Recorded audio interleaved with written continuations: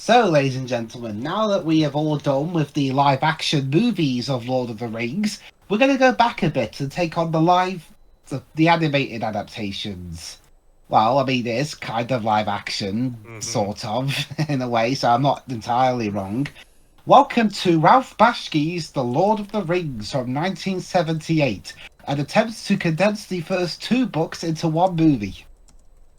And yeah, let's just say that it was ambitious at the time, but unfortunately, if you compare it, even just having read the books, but also, seeing the Jackson movies, you will see immediately how much of a monumental task this was, and, ambition can only take you so far. I'm not sure what is Alas. the general consensus of these Bakshi movies for The Lord of the Rings. It goes on and off. Like Fritz the Cat was already polarizing when he came out, and these days it's more of a case of more hardcore stuff came, and the original comic was technically better. Everyone knows about this. The stuff that they did for Fox, which is Fire and Ice and Wizards, is stuff that is mostly unknown. Is this the one with the song? Sorry. And then there's Cool World, which is its own kind of worms, but. I admit, I was asking more specifically about this movie. Like, I'm aware that Bakshi has his fair share of stuff. Like, despite what one might think at the first sight of Coonskin, that is surprisingly not a bad movie. And, okay, I'll give him credit. I don't think I've ever seen it. Basically his take on Brer Rabbit, but as you can imagine, amped up and very risque. I'm gonna give him credit on Cool World. That one was not his fault, because script got rewritten. But what about this film today? Like, all I recall is that apparently, despite it apparently being a box office success, because on a budget of $4 million, it made $32.6 million, apparently they had, like, a completely different team make the adaptation of Return of the King. Well, that was Rankin Bass instead. Huh. Alright, so, this is a bit of a long movie. Not as long as the other Lord of the Rings films that we've done, but still pretty long for an animated movie. And also, in case you heard, for the first time in our commentary of this franchise, Pedro is joining us. Yes. Alright, where should we start, Wibbs?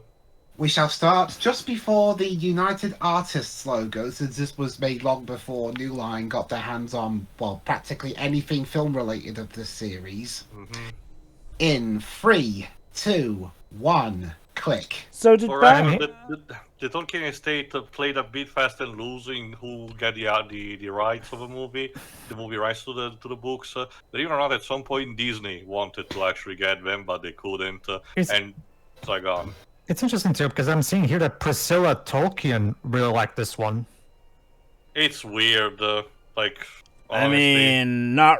I've also that's not the first time that I hear that descendants of book authors actually like adaptations that are questionable, like a descendant of Agatha Christie liking the Kenneth Branagh movies.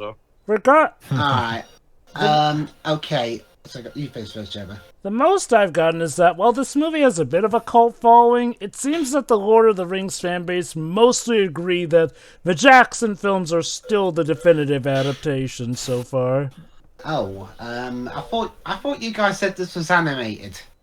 Yeah, Bakshi uses a bit of an unconventional animation style, and this being smack in the middle of the dark age of animation, you can tell that it's gonna be different. Specifically a combination of silhouettes, rotoscoping, puppetry. It's all over the place, technically. A lot of his movies would have mixtures of live action and animation. The only film of his I've seen in full so far is Coonskin, and that one definitely had a mix of live action and animation. Fritz the Cat doesn't really have rotoscoping, as far as I remember.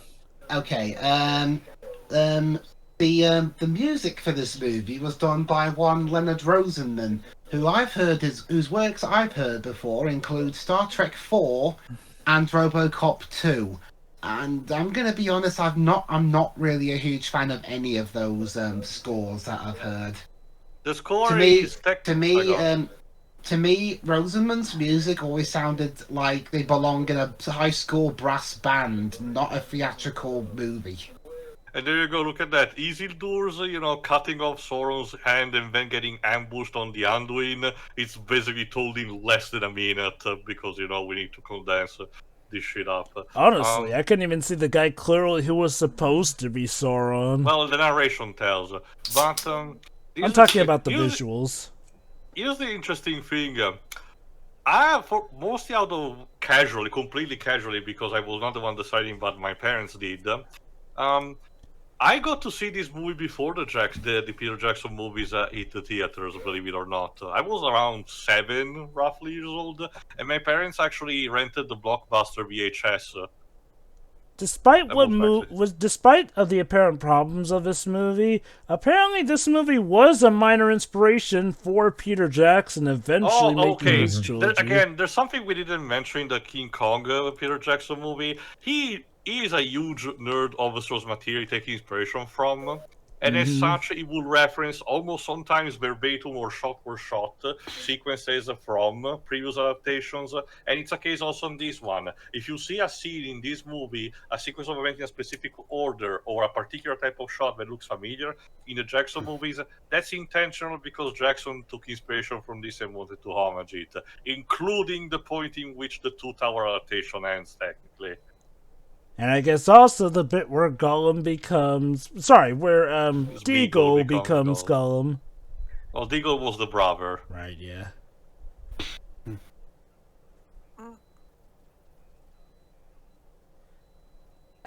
I get maybe it's your mystique. I'm not the big... And then he became the protagonist of a shitty game. Oh my god! We turned into animation all of a sudden. We already got the something again with the fish. Here's Bilbo. Was this secretly a theatre production that they just filmed and made that the movie? The Lord of the Rings was adapted a lot actually for theater productions, kind of like Narnia, so maybe wanted to homage also that. Wow, that design for Gollum, like, granted... Also, don't worry, we don't start with Leonard Nimoy singing about Bilbo, don't worry. And now we're in the village of the irredeemable Gauls. This is the Shire. I know, it's just that the way the Check this out, Jova. Watch us how much they condense Bilbo's birthday sequence. There you go. We're just there. Well, we only have 2 hours and 13 minutes to adapt to long books, so we kind of have to keep going. Yeah, okay. I have to wonder how much of this. Oh God, Bilbo's face. So how much of So how much of this was Bakshi's decision, and how much of this was the company's decision to merge 2 books into one movie? I can't imagine he might have been a studio executive because... Patrick, I have information here. Go on. The film was originally intended to be distributed as Lord of the Rings Part 1. In fact, it was meant to be a trilogy like the Jackson movies. However, this was revised to 2 planned films because of the limited budget. And the executive mandate was to remove the Part 1 from the title because they thought that audiences wouldn't pay to see half of a film. Times have changed. Bakshi stated that he's strongly opposed to this and agreed that with shocked viewers when they realized the film was unfinished. He said, in his view, had it said Part 1, I think everyone would have respected it. And what a shock! One of the negative reactions from viewers was because they felt it was incomplete. Not to mention, there was also the thing that around the time, longer movies were more unique than rare for cinema. Something like David Lynch's Dune was more the exception. So I'm guessing this was what a very convincing spiel from Gandalf. Don't do it again. Speaking of which, who voices Gandalf in this version? Let me see. William Squire. Yeah, William Squire. Yeah. Huh. Not just seeing him. I will say that, yeah, while Bilbo and Frodo don't exactly look great with the face, I want to go Gandalf looks good. I think Frodo is actually fine. I think that unfortunately the Jackson movies do not convey is actually the passage of time in the beginning of the movie, because it makes it think like only a few days pass, but actually 17 years pass between when Bilbo actually departs and when Gandalf returns. What the heck? Why did you fast forward like time, that? Don't you know? That's actually a technique that Ralph Bakshi learned when he was animating for the Spider-Man 60s show.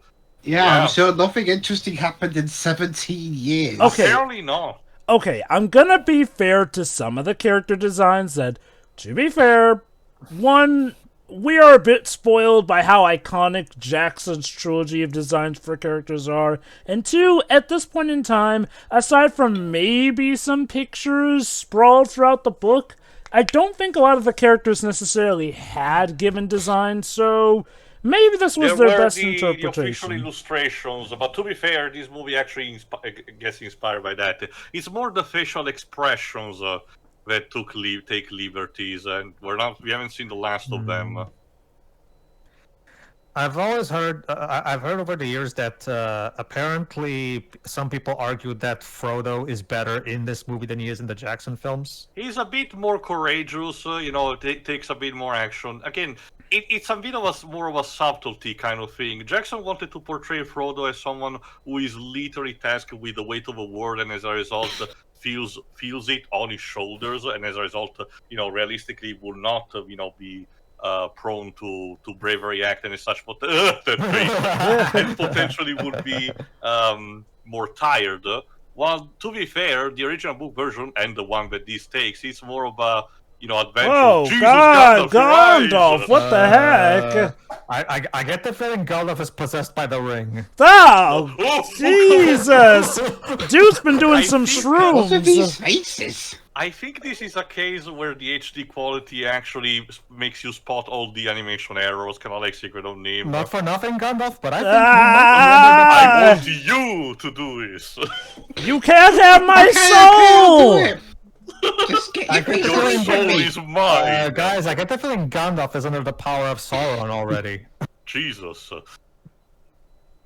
Basically, audience, I'm here to just judge this as a Ralph Bakshi film, since I'm just going to judge this as a movie and not some. I'll leave the whole thing with the source material to the rest of the guys. Well, Again, I'm gonna be more lenient towards it because again, this has to condense a fuck ton of information. Yeah. So, okay, and again, Even Ralph Bakshi, even I can tell that this is a bad idea.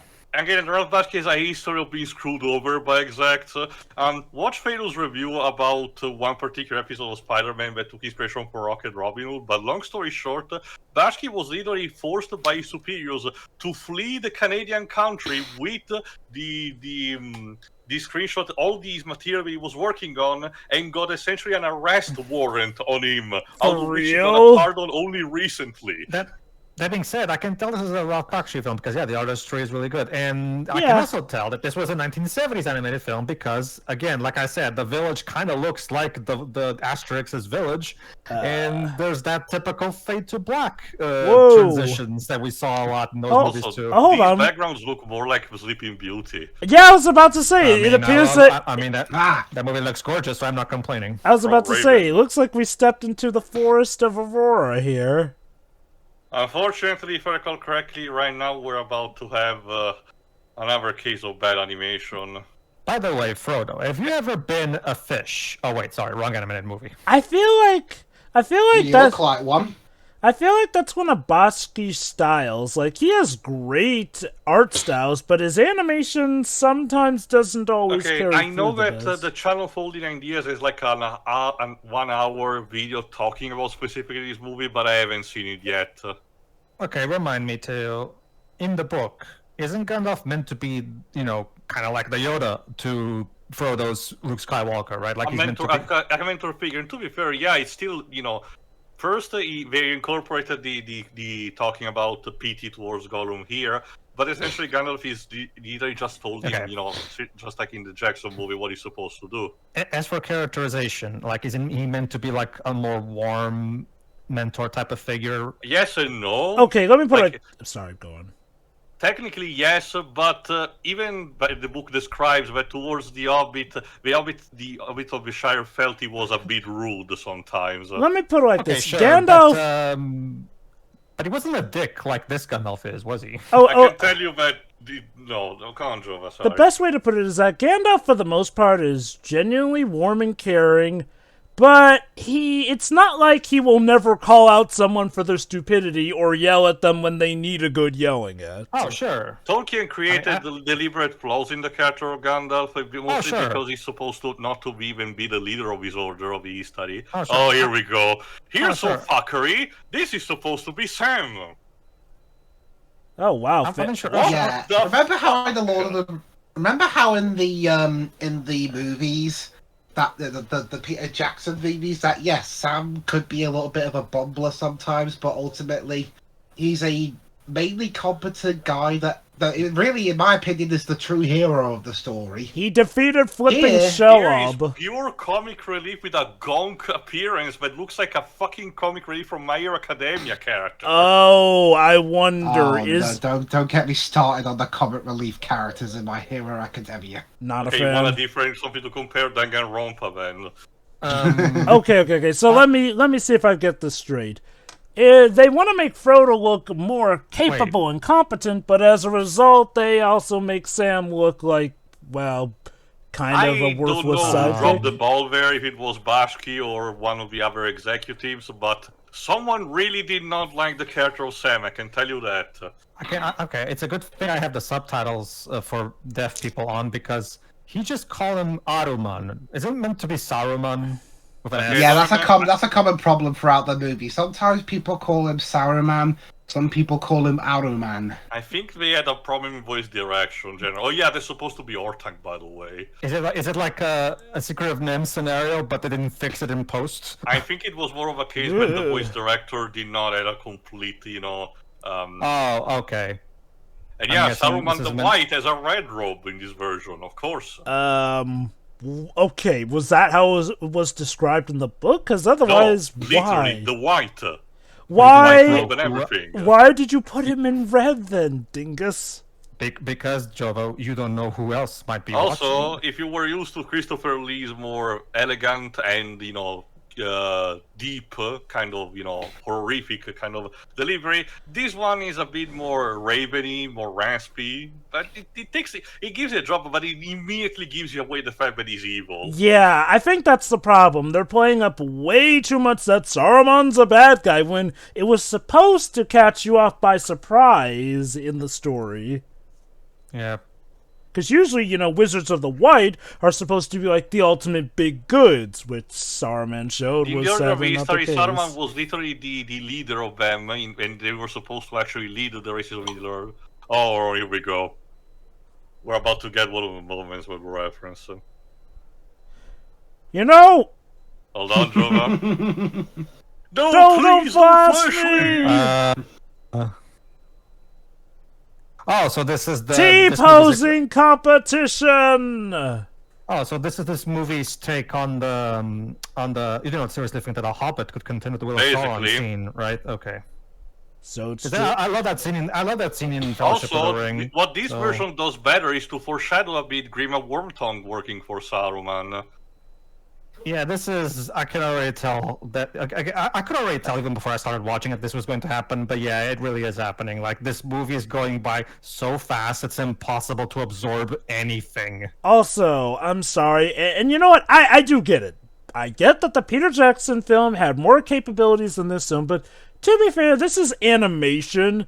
But I'm sorry, the confrontation between Gandalf and Saruman feels not nearly as interesting as it was in the Jackson trilogy. It's because I can actually explain that because I saw that. I love that scene from Fellowship of the Ring. See, the reason is because there's actual build-up and proper pacing in Jackson's version of that scene. Oh, That scene and the was twins Yeah, are by here the way, all of a Merry and sudden. Pippin just show up out of nowhere here. They're already tracking with Wow. Frodo. I mean, again, remember, we have to squeeze a shit ton of shit in these 2 hours and 13 minutes, so... I yeah. have to admit, the Jackson version also let Merry and Pippin stumble into Sam and Frodo a bit still casually, when in the book he deliberately actually asks help to them. So Okay. it's a bit of a wonky situation, but in here, they just show up like you're in the party already. Oh, but don't you see, Tio, they Yeah. give a throwaway line saying that Merry and Pippin insisted on coming. Never mind the fact that they had no reason to know they were going unless they let them know they were going. See, that's the thing. Like, the Gandalf versus Saruman scene we just saw went by way too fast. Like, to the point where we couldn't even realize, like, there was, like, no character that was possible to come across in Yeah, that scene. I mean, The most I got out of that is Saruman and his amazing Technicolor dream coat. That's like the I- major problem with this movie. It has to squeeze two. Okay, how many pages do Fellowship of the Ring and Two Towers have in total? Combined. I'll get you back on that in a second. I will get the book. No, books. the point is there are two books that are comparable in size to the fucking Bible. So trying to squeeze those two movies in 2 hours and 14 minutes. Yeah, no. I think even Hayao Miyazaki would look at this and think, yeah, no, this won't work. And yeah, as you will see, the imagery that it's about to see is taken from an illustration of the book, and of course, Jackson also took inspiration from that. You'll see in a second. I guess they're giving credit. The this ring one. wraith is pretty neat and creepy in its movement. The Jackson version makes me a bit more bulky, while this version actually takes more into literal case where they're supposed to be wraiths, more like a ghost. And we will see later just how terrifying they can be. See, like again, you have to think about this from the perspective of someone who might be watching this as their introduction to the Tolkien universe. Like, it's impossible to even understand what's going on because we don't get any time to get to know the characters. Like, Frodo is the hero because I guess Gandalf told him to be, but like the whatever explanations. Go on. Listen to this. Is he having an orgasm? The Jack Fletcher do the voice direction for this movie? Curry. Okay, good work on the creepy visuals. The voice, though, yeah, that Good sounded. work on that. Go on, Pedro. No, like it's because it's literally impossible. Like, for example, this guy, as far as I can tell, this guy came out of nowhere. I don't. Is he a Dementor? Who is he? Like, again, the movie sets no atmosphere or build up because it has to go by too fast. The movie did give a little bit about the ring wraiths. I think that was what Saruman mentioned they would be coming, but it did in that prologue, yeah. But again, that thing went by so fast. It was hard for me to even absorb anything. Another issue I have with the scene is like, well, it's not a good sign of their sorcery. Again, I get it. The Jackson movie trilogy was way more actionized, but the actual duel between Gandalf and Saruman was actually pretty good and intense. Here it's just a T-posing contest, and I guess Gandalf gets trapped behind an invisible barrier? I don't know. Anyway, much like in the Jackson movie, we skip the sequence with the tombs and Tom Bombadil for reasons that escape me. I guess in this version, they genuinely believe they did not have time actually to animate that, but it's really a crying shame. Anyway, I'm checking. Keep in mind, I cannot tell you if it's a one-to-one case because translation may mean a couple of more words, meaning a different more pages. The version that I have of Fellowship of the Ring has 519 pages, and the Two Towers. Hooray! That look they gave each other looked like Okay, they wanted to kiss. Alright, so 519. Give me a second. Go ahead. There we go. Well, instead, the Two Towers has 401 for a total of 919 pages. Yeah, no. I don't care what book it is. I don't care how good of a writer you are. There's no way you can condense 901 pages of book into a 2-hour movie. That doesn't work. And that's not even counting the appendixes. Like, there's a shit all of information. Like, no, this is literally... You could get Isao Takahata and Hayao Miyazaki working together to make this happen. It would still not work. And now we're back to live action stuff. So there you go. This is where the rotoscoping blends in, and again, you get a bit of whiplash because you go to clearly more animated characters to instead people who are still rotoscoped but have more, live action-esque features. There's a clear inconsistency. My question is, what is the thought process? Like, it's not even to diversify humans from. This was the it's the period. This was the dark age of animation, which meant everyone had basically had an idea of free game in terms of wanting to experiment with whatever they could. That's all nice and well, but I'm just legit wondering what's the formula to this mind because experimentation is fine, But there's gotta be a method to the madness. Why are some people just randomly live action? Like, at least in something like Coonskin, I get why certain people were live action and why certain characters were animated. Also, there's a difference between trying something different and just being a mad scientist.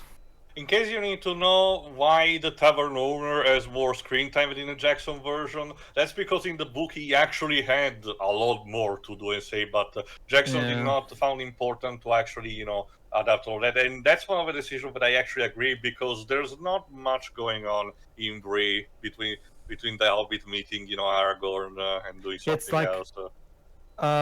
From the very moment the original trilogy plan was killed, that's when this project officially died, lost all of being a good adaptation, because there's no way you can condense those books like this. I'm sorry, the Regrave sneaking around like they're playing hide and seek. Yeah, very stealthy.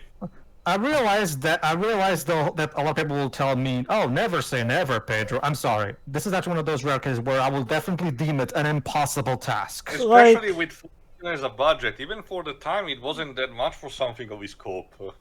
I legit do have to. Jesus, that rotoscoping. I legit have to wonder, though. In spite of all that, though, the movie was, I guess, a box office success. Yes. So why was the sequel canned? It was the 70s, Jova. Okay, to be fair, this was... Okay, the first Star Wars was the same year, 78, right? I actually have the info about that here. Okay, I'm pretty sure I didn't see him put the ring on there. Yeah, it was more of an accident, supposedly. The Jackson movie conveys that better. Anyway, go on, Pedro. Here's what basically happened, Jova. Although United Artists found that the film, while financially successful, quote-unquote, failed to overwhelm audiences. That's code for audience didn't like it, I guess. I think, it was also a case of similar to, Tomb Raider 2013, where the exec at the top had higher expectations, and even if it was a success, they did not met them. There was also a problem that apparently, while he was making the sequel, there was a big legal battle with the Rankin Bass because of their Hobbit TV special. Mm-hmm. So there were a lot of complications that happened. He did start work on the sequel. But and now, for casting, we have, of all people, John Hurt as Aragorn. Yeah, I mean, I'm more used to him as the War Doctor, so yeah. Yeah, I mean, when I think a warrior looking to reclaim his kingdom, I don't think John Hurt. Let's see, John Hurt. He was in stuff like Watership Down. He was also... He played a warrior. Hey, Pedro, you'll like this. He was in 1982's Plague Dogs film, too. Yeah, he was also in Sharknado. So the guy is not exactly the best in terms of career choices. Well, John Hurt was also in the 50th anniversary saga of Doctor Who. I told you, yes, the War Doctor. Well, everybody has been in Doctor Who at some point. Wait, are you sure that was John Hurt and not John Hurd you're thinking of? That was in Sharknado? No, it was John Hurt. Right, you're right. Never mind then. Sorry. I think we already did this confusion before and somewhere else. The names are very similar, though. I don't blame you. But yeah, from what I've also... You forgot the Strider is the ranger name that Aragorn uses as a cover. I'll also say this. I feel like the voice acting is a bit too theatrical for its own. I get that it's meant to be a fantasy epic and shit, so they're trying to do the whole, I get what they're trying to do, but I feel like the characters are the voice acting is a bit too theatrical, to the point where the characters feel like more like cartoons rather than actual people talking. This is also reflected in the score. It's technically fine on its own, but in order to convey the atmosphere, doesn't work 100% of the time. Okay. So, from what I can see, in the lead-up to this film, Bakshi actually made a yearly trek to United Artists to pledge his case for this film. Supposedly, this Lord of the Rings film was supposed to be the movie that would save his studio, because while Fritz the Cat had been a box office smash at $90 million, his most recent film at the time, Coonskin, made only $1.6 million. This is partly due to the fact that Coonskin, while it has been reevaluated nowadays, was not seen in the best of light, and a lot of people deemed it as a racist sack of crap. Nowadays, it's actually been reevaluated for actually a condemnation of racism, as the director had intended. Well, two things. One, damn, you must have really fucked up to have been called racist for so long. And B, in terms of major animated movies, I should say, not counting indies, this film held the record for longest length of an animated movie for 45 years until Across the Spider-Verse came out just this year. Okay, Indeed, but, in regards to the racist thing, Dwibs, I don't think all people were calling him racist for that long, but okay, when I show you Coonskin eventually, you might get why some people might have mistook it for that. Again, in typical Bakshi fashion, it's very risque, and since it's dealing with blaxploitation stuff, it also has, riffs on some of the not best portrayal of black folk, and yeah, the rest is history. Wow, so Aragorn didn't keep his identity hidden for very long in this version. He didn't really need it to demonstrate anything to all the hobbits. So, what are we gonna do about the one who got knocked out by the ring race, my dudes? No, the tavern owner brought him back, if you saw. So, wait, so the ring race just knocked him out and... Because he did not have the ring. It was not the one they were looking for. I found the reason as to why they had Araman in the movie. Go ahead. There was a concern, apparently, that audiences would get Saruman and Sauron confused. Hey, because people don't have ears, and they're bad. Yeah, they kept switching between the two, so... These ring race act a bit weird. Like, I get it, they're on a mission and all that, but hey, why didn't you try to just stick around and scope out the place instead of... If I recall correctly, these are 3 different ones. The 2 from before had gone to report to the others. I wouldn't know, because they all look the same. That's the idea. Yeah, Again, the way... To give Jackson credit, he streamlined better how the ring race worked in that way so that they felt more because effective. Mary's attack is not showcased in that. However, one thing that we still do, because it was also in the book, is the ring race being complete idiots and falling for one of the oldest trick in the book. No way, really? Yes, because again, that's how we do also in the book. Okay, so Tolkien decided to completely cut his enemies' threats from under their legs, while they barely even started. The mighty kings of men, fallen under the influence of Saruman, becoming fearful, vengeful wraiths that can kill you just with a thought, fooled by a Home Alone trick. Well, no one said Tolkien's storytelling was perfect, I guess.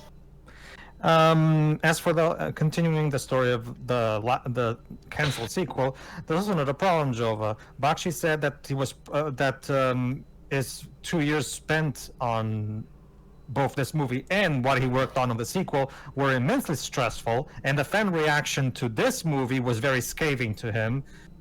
He took comfort in Priscilla Tolkien saying that she loved it, but he got into an argument with the producer and eventually just decided to just refuse to do part 2 altogether. Right. Apparently his producer kind of took things a little too far and even tried to get the Rankin Bass Return of the King TV special canceled. It's one of those things where it's just like Ralph Bakshi wanted to do a proper trilogy adapting this shit, but but the executives completely destroyed his original plan. The timing and the people in charge were completely off. Honestly, if I had to consider all factors, I'm thinking, Jackson really got a lightning in a bottle scenario, because if you look at the New Line Cinema's track record of the previous couple of years, he was very lucky to find the right people and the right budget. Because New Line Cinema would later crap their own bed eventually. That's later, Joe. I'm talking about before. New Line Cinema had a track record of bad films with shitty budget and extremely shitty CGI. I wonder, maybe it was because of that they were like, okay, this guy seems to know what he's doing. Let's just not interfere too much and let him work his magic, because they were at, like, that low a point, I wonder. But of course, in typical company fashion, after the success of the Lord of the Rings trilogy, when they made success, then they got too big for their britches, Keep in crapped the mind, bed. those were also the years where they started having the Blade movies too. Huh. So eventually they crapped the bed all over the place, because we know how the Blade trilogy ended up. Yeah. And What are you doing? and didn't they later get bought by WB, or rather they just Yes, sold their stuff? after the Well, it was more of a were- full acquisition after Yeah. the Golden Compass. Yeah, they were bought by Time Warner at some point, but they were allowed to be still their own entity. But then stuff like the Golden Compass started flopping at the box office, and so Warner's decided to make them a division of Warner Brothers. Okay, so here's an interesting thing. In interviews leading up to the year 2000, he still toyed with the idea of making the sequel. Apparently, he kept in touch with Zients, the producer, but confided to John Borman that making the film was the worst experience of his life, blah, blah, Huh. blah, making him very protective of it. So he considers that a worse experience than what happened with Cool World. I'm impressed, actually. Again, Ralph Bakshi does have a history of people shitting all over him, so I'm not too surprised. Yeah, but like No. Cool World was like that ramped up to 11. But go on. All right. Oh, you think that's funny? I have another interesting thing involving both this movie and the Jackson movies that happened shortly after that. But let's see what... Oh, God. Googly supposed to be. eyes. Also, Again, another there's- interesting. Gone. Sorry. It's also interesting because not only does this film get compared negatively towards the Peter Jackson films, but it also gets negative comparisons to the adaptation on BBC Radio. I haven't heard that one, to be honest, so I Me don't know. neither. Me Again, neither. when it comes to the ring rates, we're trying to convey the more otherworldly rape aspect. The Google, the eyes that bounce around might, be discouraging, but I do like the effect. What exactly are their heads, though? Like... They have helmets on them. Because remember, they're supposed to... And yeah, it literally stares into your soul. Oh, Although, snap. funnily enough, the main actor in that is Ian Holm, who will go on to play old Bilbo Baggins in the movies. Mm-hmm. I don't think I've asked who plays Frodo instead. In this version, Mm-hmm. let me Christopher find Guard. out. Wait, Frodo's actually engaging him in combat, and yeah, that went about as well as I would think. And also, funny story, this film was co-written by Peter S. Beagle, who me and Pedro have seen his work on previously. He was the guy who wrote the book and the adaptation of The Last Unicorn. Yeah. Oh, I guess fire is their main weakness, because they ran Just like off in the like Jackson chickens. Well, movies. lights. Yeah. True. That was the case in the Jackson film. I guess it's just the way this is rendered makes it seem... Well, okay. In the context of this, it feels more rushed, but I guess that kind of goes without saying. Yeah. Like, okay, He played, Ian Holm played Frodo Baggins in the BBC adaptation of The Lord of the Rings. and the blade disappeared for some reason. That's the Morgul blade because- drop. He did that also in the Jackson movie. Essentially, it disintegrates after one use. Again, Well, the there's a- issue with this version is that they don't explain stuff as well, so it really just comes off as, oh, this happened. Oh, that happened. Oh, these guys Yeah, are just that's suddenly exactly it. weak to fire. It's because this movie is only concerned with moving from plot point to plot point to plot point to plot point, and as a result, the movie never actually, takes time to get us to know the characters because, again, it doesn't have the time for that. Like I we think, have yeah, to move to the. I think We'd it's have more of a to case move where on. it does only when it can. Because, for example, the sequence in Brie is actually relatively lengthy in what they want to do with a lot of explanation. So like- there is that. I'm trying to garner this in the idea of... let's imagine this is somebody who's, like, having this as their first thing ever for Okay, I anything need Lord to of the explain. Rings. In the book, this person with the right should be a complete original character in the book called Glorfindel, while in the Jackson movie it's supposed to be Arwen to give Oh, proper God. What is with her foreshadowing. In face? this, it's Legolas. And he's played by, of all people, Anthony Daniels. Yeah, we have C-3PO as an elf. Oh, well, Huh. I'm Legolas, human-cyborg relations.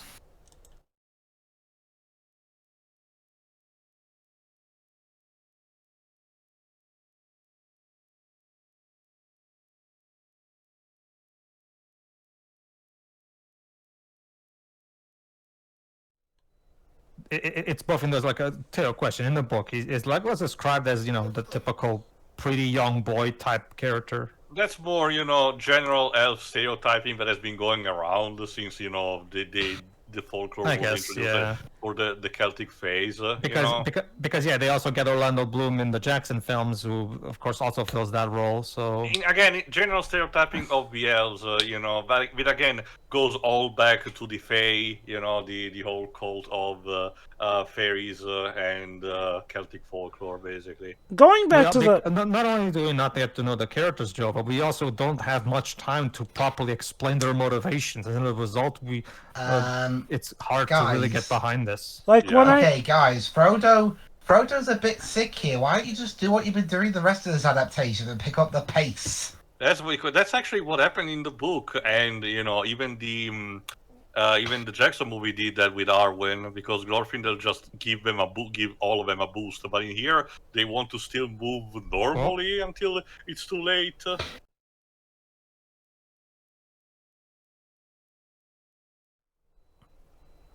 God damn it. Well, at least what matters, Goran, is that you tried your best. The legendary king of return, everyone. But yeah.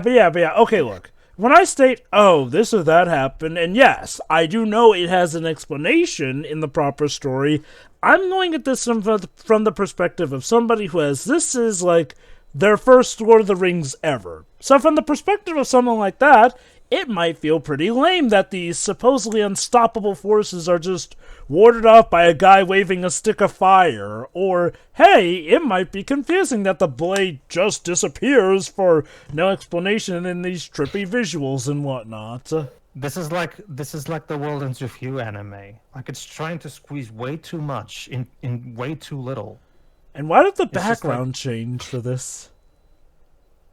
Because it represents, the more otherworldly nature of the ring raves.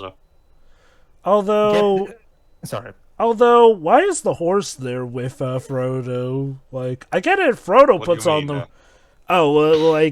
This background is what it looks like when he put the ring on the first time, and the race we're still able to see him. That's because, remember, he's being stabbed with a Morgul blade, so he's slowly turning into one of them. Again, explained better in the Jackson films, not explained as well in this film. The Jackson movie portrays this more as a sickness, but again, even the original described as to him all as if the world was warping around him. And he compelled the horse to fall, I guess. Get this. I'm this flashing here, Jesus. Get this, Twibs. A 30 to 35 hour long RPG squeezed into 12 anime episodes. You can probably guess how that turned out. But here's the basic gist of it, Jova. There's also some interesting things regarding when the Lord of the Rings movies the Jackson movies, starting to come out. Because, according to what's here, ahead of the film's release, Bakshi said that he did not understand again why he was because he was apparently very bothered by the fact that he was not contacted about the Peter Jackson films being made, and it's kind of something that I'm a bit weirded out because again, why exactly do you need to be contacted for this? His company, neither him nor his company were detaining the rights anymore. So yeah, and Bakshi, for all the fact that he was screwed over, does also have. See, it's the Alan Moore effect. He does have sometimes a bit of grouchiness. Sometimes. Also, that scene was weird. Frodo was yelling, "Go back!" Then Gandalf. Was they supposed to symbolize that Gandalf was yelling through Frodo or something? He was having again. Frodo is right now on the verge between life and death, so it was more hallucinating than anything. Again, it's not always clear because Bakshi's art style half the time does look like a hallucination. Yeah, it says here, Bakshi said that he did not understand it, but he does wish it to be a good movie. So it's not like he was wishing ill will on on the Jackson films, but he said that he felt bad that he wasn't contacted by Zantz, who was involved in the project, and Ooh. erroneously he said that they were screening his film at New Line while working on the live-action films. Ironically, it sounds like Xantz screwed him over even when Xantz didn't mean to. Because remember, Xantz trying to put the pressure on Rankin Bass only made things worse for Bakshi. Yeah, the not to mention the Rankin Bass adaptation of Return of the King is, like I said, not very good. Yeah, and this next sentence kind of makes Ralph Bakshi seem kind of a whiner and like a pouty type person, because he says he claims Warner Brothers approached him with a proposal to make Part 2 at the time to go along with the Jackson films, but he complained that they didn't involve him in the live-action films, so he refused. What? Dude, you realize that this franchise does not belong to you, right? Also, you... Considering it was the end of the 90s, early 2000s, it would check out because Warner Bros. Was still trying to compete with Disney for having their big, animated movies. So capitalizing on the license would have made sense. Also, like, he really got that sore that they didn't include him in on the live-action stuff, so he just... I'm sorry. I like how when Frodo's threatening them, he looks like he's about to fall asleep because his eyes are only half That's open. literally what's happening, Pedro. Remember, Alright, he's being stabbed and he's okay. about to become an undead. Sure. I gotta say though, I'm like, wow, no wonder the Ringgraves barely talk in the Peter Jackson movies, because if this is the best voice they could come up for them, man who has really sore throat for 3 weeks, then Christ, no wonder they don't talk much. Sorry, but yeah, sorry, Taylor. It's just that I looked away for a minute to read this, and I lost the plot completely because this movie just won't stay still for more than 2 seconds. And yeah, the consistent thing is that the magic that protects Rivendell has also this trick, the river, which literally can turn into a tidal wave to wash away any incoming attacks. Thanks! Again, if you were just watching this for the first time, you might be confused as to why that happened. What happened to Arwen? Arwen was not the one who got to him in his version, Dave's already told. Arwen isn't that much in this movie here because, again, even in the book, she wasn't even that much present. Okay, what the fuck, Raph? Like, listen to this. He says that he does feel good that Peter Jackson continued what he started, but he begrudged Saul Zantz for not identifying in live-action films. He said that with his own film already made, Jackson could study it. I'm glad Peter Jackson had a movie to look at. I never did, and certainly there's a lot to learn from watching any movie, but both its mistakes and when it works. So he had a little easier time than I did, and a lot better budget. Okay, a lot better budget, definitely. But dude, stop trying to portray yourself as a victim. Not to say that you are not, but like you're.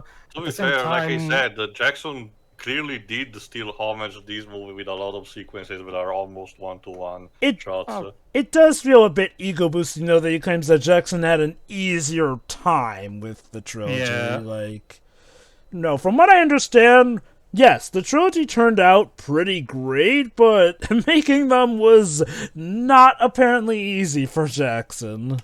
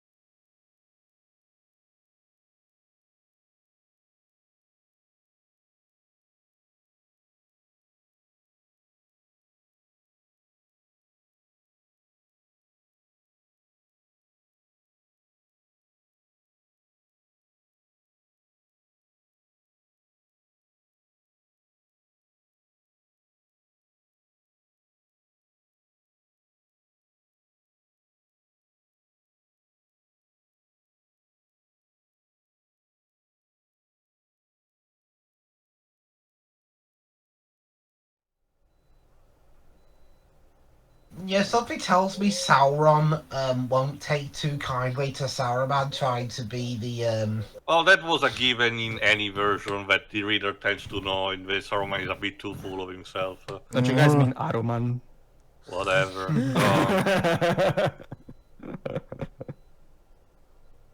Arrowmans.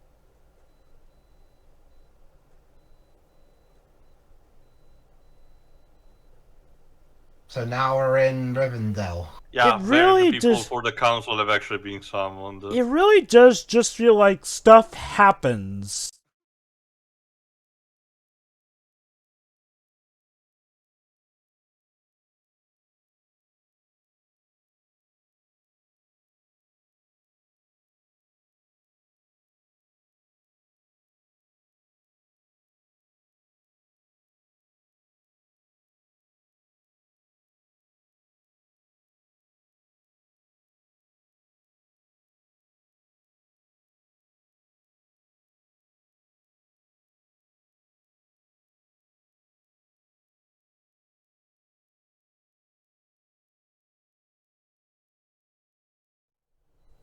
Hey, Jova, you want to talk more about ego boosting? Here, listen to this.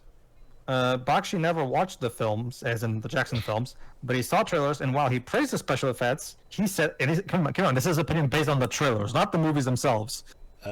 He said that Jackson, quote unquote, didn't understand Tolkien. Ooh. Okay, I can tell that in some things he didn't, because again, I already have a lot of problems with stuff that happened in the Two Towers movie, but maybe not to a complete extreme. Yeah, I'm sorry, that's a bad take, though. Especially only basing it off of the trailer. Like, sorry, my dude. Like, if you want to judge him that much, give the movie an actual watch.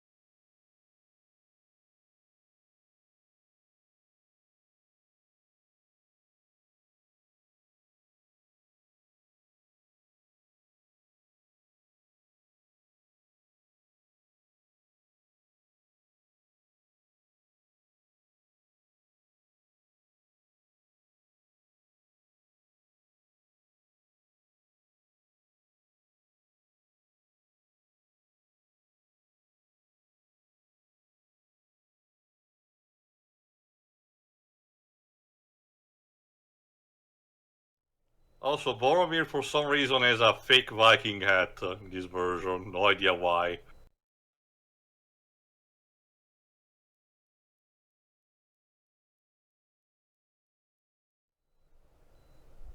Like, for me, it's one of those things. Okay, I can only speak for myself. I myself too can barely follow what's happening because this movie just moves at the speed of light.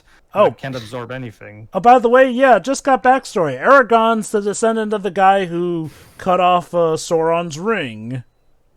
Again, it's given so rushed and out of nowhere in this version. Yep. I get why, but...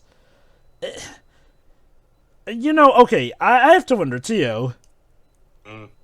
Would you say that if this was, say, someone's first ever Lord of the Rings thing, do you think maybe they might process this stuff better? I mean, granted... It was for me, and I was 7-year-old. I can tell you that even at oh, Jesus Christ. Wow! At 7, I wasn't exactly the smartest tool in the box, even for the age. I love how while in the middle of Tio giving something positive towards this movie, the movie just throws something shit at him. Well, to me, again, it's more the close. Sometimes, again, I don't mind too much rotoscoping, but for some reason, sometimes the characters love to stare directly at the camera, and when it's not done for purposefully, intimidate, like with the ring rates, the uncanny valley gets evoked. I will say this, with some of the elves, the ears don't look as pointy as you normally would expect elf ears to That's look. more animation inconsistency, more than anything. I guess. But it sometimes makes it... a bit. Remember, even the hobbits are supposed to have pointy ears. I mean, I want to explain something. Like, it's not so much that I have a problem understanding what's going on. It's more so that it's hard for me to care because the movie gives me no time to get to know each individual character on his or her own. Because again, the movie keeps throwing exposition at us, and the characters never at any point, very rarely at any point, stop to actually have an actual conversation.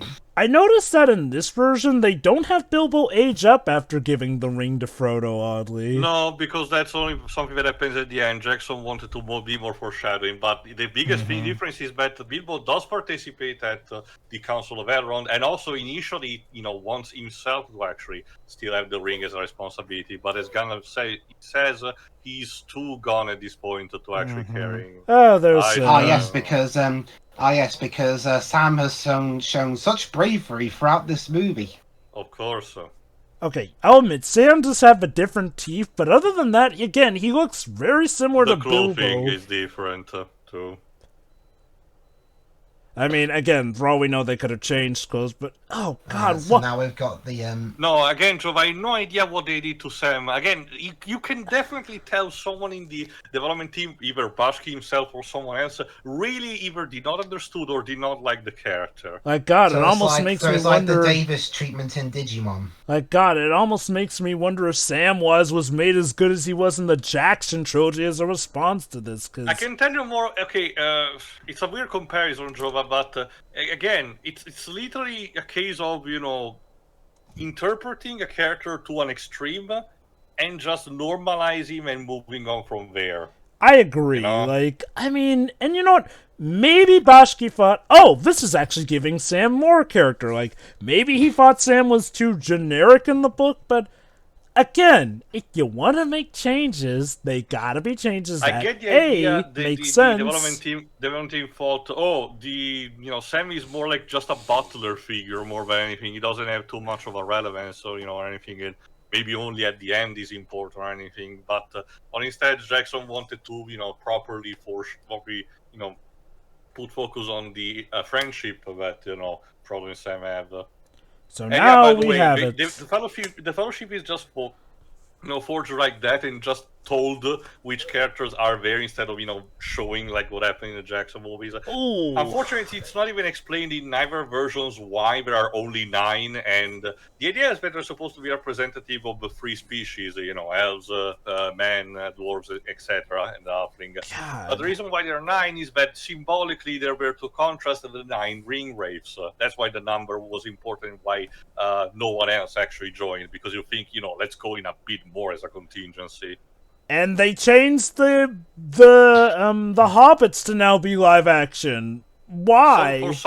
Just for some specific shots, maybe. Okay, this usually happens for the more frantic scenes and especially the fighting scenes. I get the idea they thought it was easier to animate like that. I guess. Also, I guess Legolas has a resistance to cold because he is still wearing that thin shirt. And they showed in the Jackson version he can even tippy toes on top of the snow. Okay, I mean, Frodo at least now has that magical T-shirt armor on. The Mithril mail. Yeah. Well, that's still under his shirt. But yeah, no, like, I mean, the literal Fellowship of the Ring, and you don't even introduce the group proper. That'd be like if the Avengers literally just started off as a group at the start of the Avengers film. Okay. And it's like, okay, no real saying except, oh, these guys met up because Loki was doing crap. Suddenly, now they're together. Enjoy. Okay, I love how I'm sure Gandalf just then said Araman, and yet the subtitles kept it as Saruman. It's like whoever was subtitling the movie was outright saying, no, he's called Saruman, you gits. Okay. Now, I guess one thing to ask ourselves regarding this movie is like, yeah, obviously this movie had to squash in a lot. But does it feel like they're doing the best they could, or does it feel like they're making sloppy decisions themselves in spite of this? I mean, there's animation. I mean, the animation at times is getting a bit Also, sloppy. for something that the Jackson movies, for some reason, decide to do instead, the entire reason why the party decides to go to the Mines of Moria, in here, the reason that it's still the best choice, but everybody knows that something is up. Even Gimli says there was a contingency, but we haven't heard anything of them, and I'm worried about them.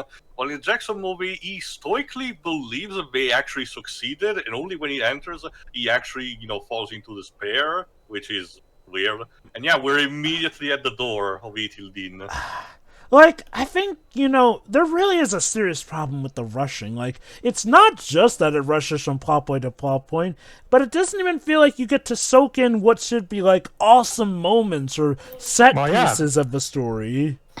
Well, yeah, that's what I was saying, because since everything has to move, nothing is given atmosphere, nothing is given build-up, and as a result, nothing gets to sink in. It's okay. Let me use a more common, more well-known example for comparison. And yes, I'm not saying this movie's as bad as that. I'm just saying I'm talking about the basic principle of rushing through an entire thing. Shyamalan's Last Airbender. When you look at that movie, there's no actual dialogue in that movie. It's just characters saying, we have to go here. We have to do this. The Fire Nation does this. The Fire Nation does that. So the characters never actually talk to one another. A similar problem happened, and yes, this movie does have some basic, more proper conversations. To be fair, it's still a better movie overall, even in that regard.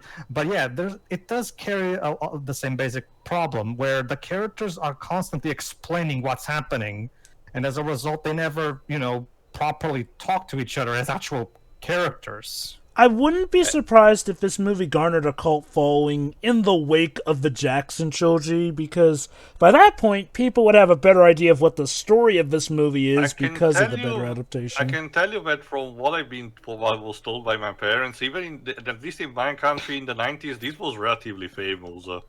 Well, sure. Okay. You know what? Even though it got mixed reception, I can get it being famous. Like, it was, probably... They thought it was actually a good... Okay, to be fair, this is nothing particularly graphic, but I would like to put in context.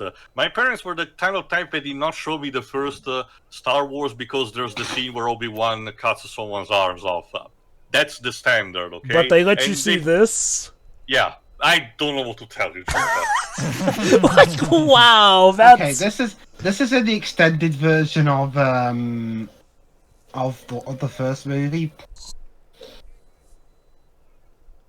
Sorry, Dweebs? I was gonna say this is in the extended version of the first movie. It was even in the vanilla version, the Watcher in the lake. What this version gets right from the book, but the Jackson movies didn't, was the fact that it's Gandalf who remembers the magic word to open the door of Ithildin and not Frodo. I get the idea why Jackson did it, to give a bit more agency to Frodo and let him have a win sometimes, but I don't know. Which kind of makes it a bit weird as to why he made Frodo more of a wuss in the... I thought he wanted to balance things out sometimes, I suppose. I guess. I'm not sure he did that good a job at it. Yeah. I like the movies, but I'm not going to pretend they're above criticism. I'm not going to pretend they're above criticism either. I already told a lot. Yeah. Hi. I already told a lot about what happened to Towers. Not the it's last the wolf time. It's the wolf from Neverending Story. No, thank God, there's no jump scare. I'm guessing that was supposed to be Gollum. Yes.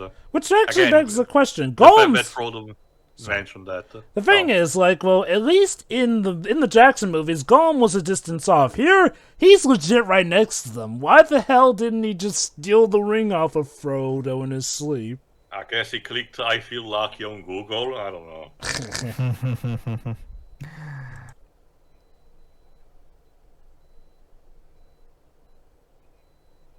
Okay, one immediate problem I can point out right now, and that's a consequence of crushing the movies, of crushing the books into such a short length.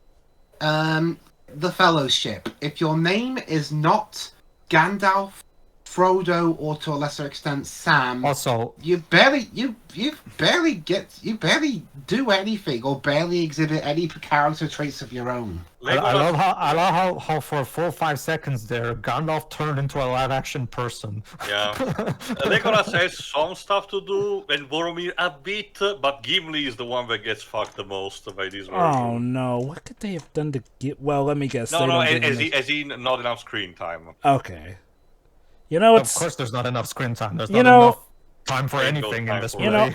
Just like in the Jackson version in the book, Pippin is kind of an idiot.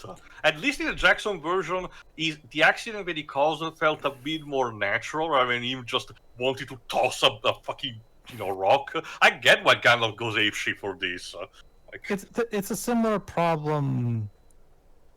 Okay, how about this? Here's another example. I know you guys have. I know that only me and Jovan saw the 85 adaptation, but get this too. Well, actually, wait. This is more like a tense scene, so maybe I should wait till. Oh, never mind. It's done. Okay, Teo.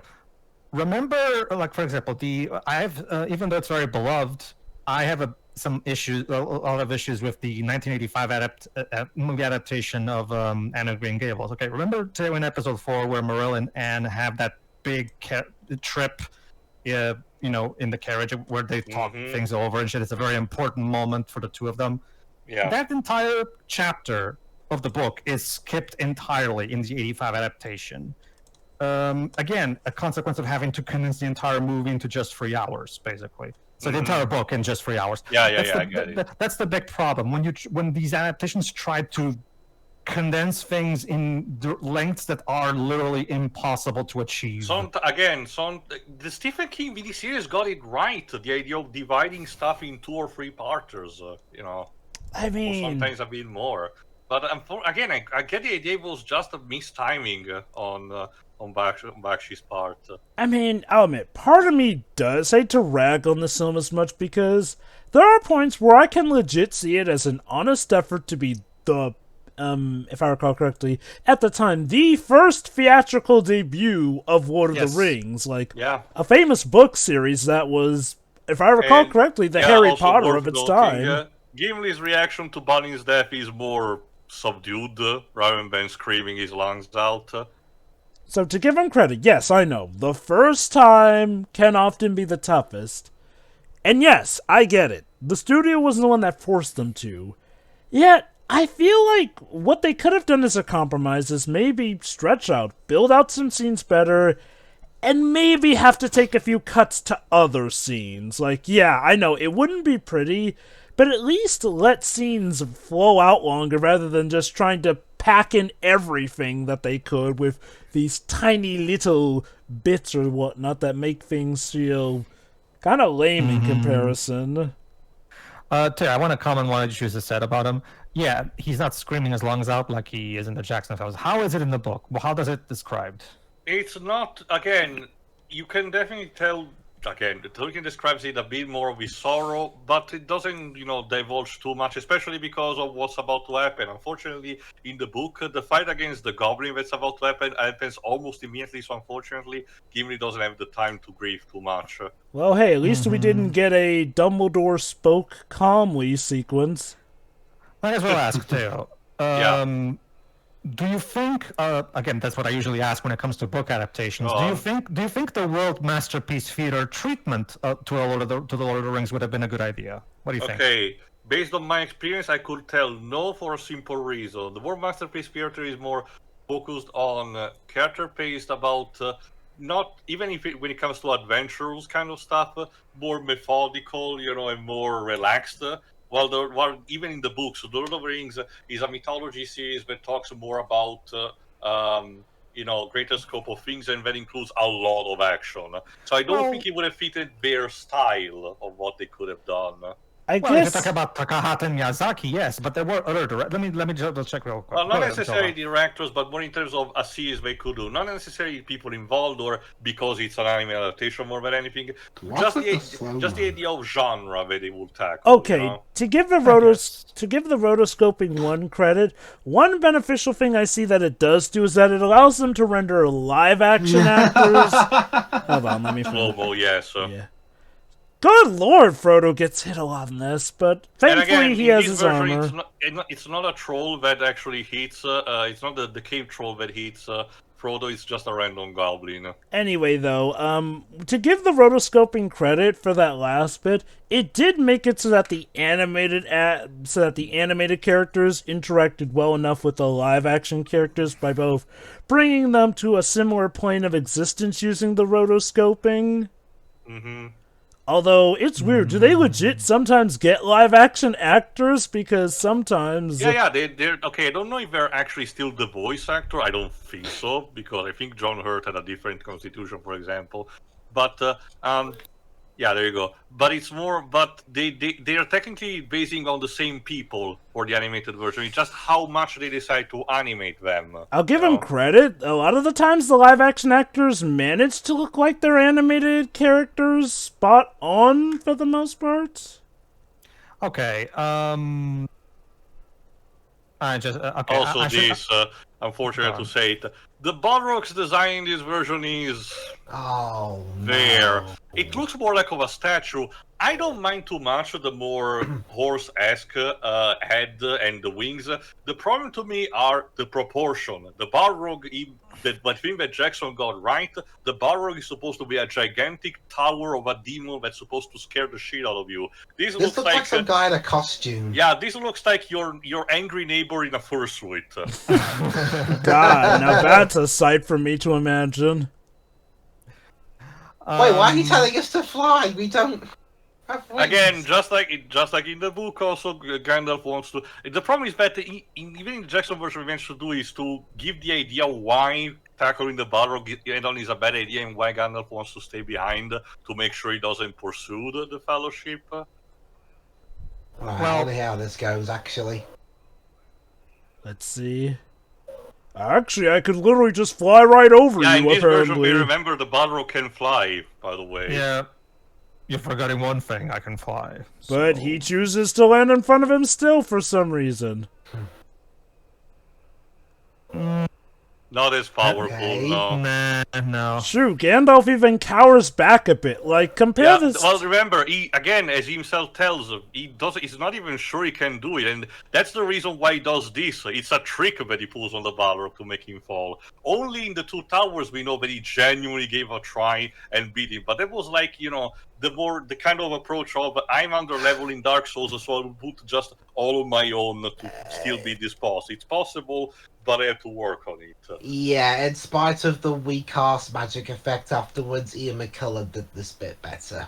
Not Yeah. just and yeah, this is exactly what I've been talking about throughout the entire movie. That the movie didn't do a particularly good job, getting us to know Gandalf, and as a result, this death scene, unlike the Jackson version, holds little to no weight, unless of course you're already familiar with the source material. Mm-hmm. It's one of those things where it's just like, Ian McKellen's take overall, like because Ian McKellen's Gandalf had a lot more screen time in Fellowship of the Ring, so. Plus, he's Ian McKellen. Alright, Yeah, that Sam's too. here. Yeah, Just like here. I argue, Merry and Pippin are also equally underutilized. I guess it's Okay, just more jarring with Sam because Sam is like, supposed to be Frodo's sort of personal Supposed to be guardian. his best mate. Ooh. Yes, I had a bulletproof vest on all the whole time. Basically, reveal. yeah, it's one of the early prototypes of that. Kind of like how the flaming sword is a prototype for the lightsaber of Star Wars. Also, Boromir, sharpen your sword, Jesus Christ! I know, Okay, right? wow, I know the movie has to get a move on, but damn, they moved on. They're taking Gandalf's death, quote unquote, really well. Although I've We have 1 more noticed... hour to cover the entirety of the second book. We have to go. Yeah. The Jackson version actually gave a What the good heck? explanation of why they would. Yeah, they immediately Oh! to Galadriel's Suddenly court. Galadriel! Yep, zip. Yeah, I was actually about to say... Celeborn in this version doesn't really look great, I have to say. He looks like any other person in the 70s. It reminds me of one of those. It reminds me of one of those 70s disco themed movies about a music band, kind of like the Yellow Submarine. I will say this, guys. Was that the 60s? I've noticed I forgot. We're past the halfway point, and I think we're still right? on Fellowship of the Ring. That's again. Fuck hell, Sam. Oh, does Sam have a thing for Galadriel? Also, Galadriel's eyes are huge. Again, what they're trying to convey with this scene is something that happens also in the Jackson version, but Galadriel, using her power as a firstborn, is actually getting inside their heads and talking with them. The problem is that this version conveys that very, very poorly. But hey, at least Gandalf's getting a whole funeral by the elves.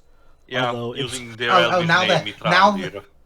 Now you're talking about Gandalf, whereas in the Jackson films, the death of Gandalf haunted them from when it happens to maybe a little bit before the end of the movie. Jackson version, whereas here, they dropped it and then they suddenly bring it up again. They need to mention the Jackson version also has the funeral of Mithrandir, but like he said, it's one of the weaker moments of Sam because in the extended cut, he tries to create a poem and it just doesn't work. And apparently, Frodo was playing with Aragorn for some reason. They are trying to showcase the passage of time, them resting up and training. Go on, Pedro. I want to talk about that exchange between Aragorn and Frodo. Again, that's actually one of the few scenes in this movie where the characters actually, talk to each other.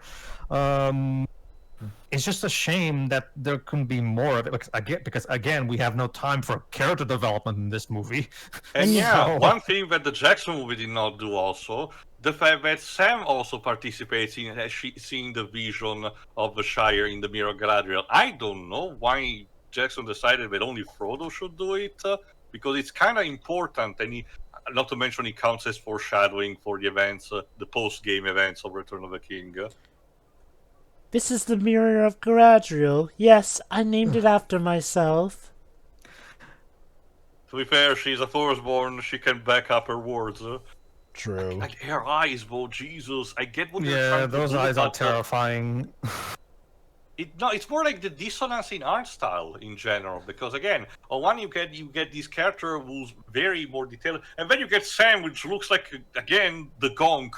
Wait, are they implying that Sam's actually a coward who wants to leave Frodo? Like, I know he said no, but the way they animated it looked like he was having doubts and. No, he didn't want to see look deeper into the mirror because he was terrified by the vision.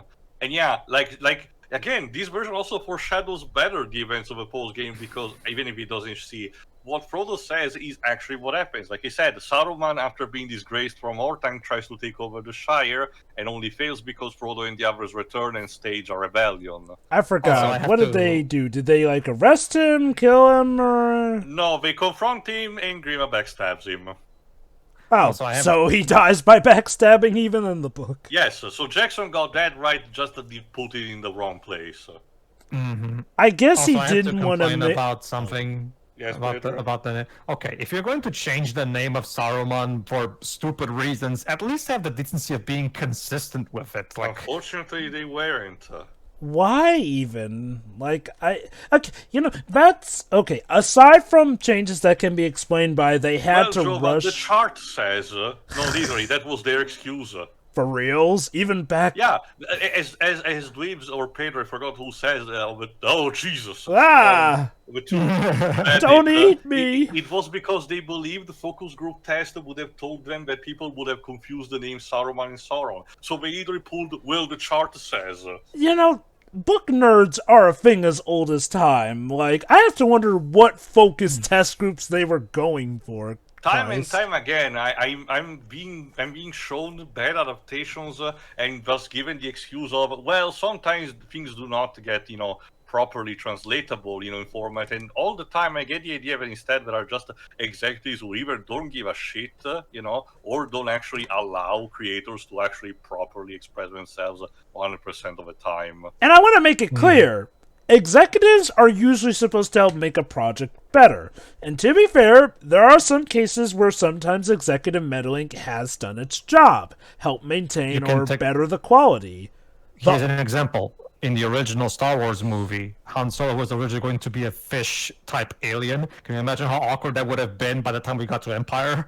Again, I get the idea. Maybe the plan was not for him to fall in love with Leia. Especially, I need to see it again. But the original script that Lucas had in mind, called the Star Wars, as in when the story was supposed to be one big, gigantic thing, was very different from the one we got. Also, executive meddling kind of saved the show It's Always Sunny in Philadelphia. Like, that show has gone on to have no less than 16 seasons, but it almost died with the first season because while it was very good, it wasn't getting as much attention. So, executives said, let's get a big star on board, case in point, Danny DeVito. They were originally against it, but when it turned into an ultimatum, they went, okay, let's bring him in. Ended up being one of the best decisions a creator has ever been forced to make. Like, even they admitted in hindsight they're kind of glad the executives pushed them into doing it. Because, well, yeah, helped the season really strive. And yeah, in this version, for some reason, the Fellowship actually decides to, potentially talk with each other about this bandment, which I don't know. That's not really what happens. You've barely even started your quest, and now you're just giving up as a fellowship. Aragorn's justification is that Gandalf's death destabilized them, and he believes he cannot lead all of them alone. Did none of you consider that there might be casualties on this treacherous quest? Yeah. Yeah, so wait, someone died? Well, shit. Bye. And again, because Boromir's character has been done very, very poorly, his temptation of the ring comes the fuck out of nowhere. Oh, wait. Boromir's in this movie? That's the guy with the fake Viking helmet. Yeah. No idea why they gave him that, but yeah, no. I get the idea they thought, oh, he has a horn, he must be a Viking now. Okay, so let me just put this straight. If you're a book fan, you're probably not going to be happy with how the events are actually transpiring in this movie. And if you're a fan who was completely new to Lord of the Rings at the time, you're probably going to be more confused than anything. Yeah, that's the big problem. Now, Joe, but that was me watching The Last Airbender as my introduction to Avatar. I guess one thing I'll give is like, well, Same. The difference. Jesus, wow, Boromir, God, what's going on with your face? You want to know what's sad, Pedro? Apparently, it was all M. Night Shyamalan's decision to cut down the runtime on Last Airbender, supposedly. Oh, Which is interesting. I'm sure the executives at Paramount were so crying because of that. Oh yeah. Which is interesting because Shyamalan usually complains it was the opposite. Yeah, but not with Last Airbender. Like, no. Again, maybe there was some executive meddling, but from what I've garnered of Last Airbender, that was completely his baby, essentially, for the most part.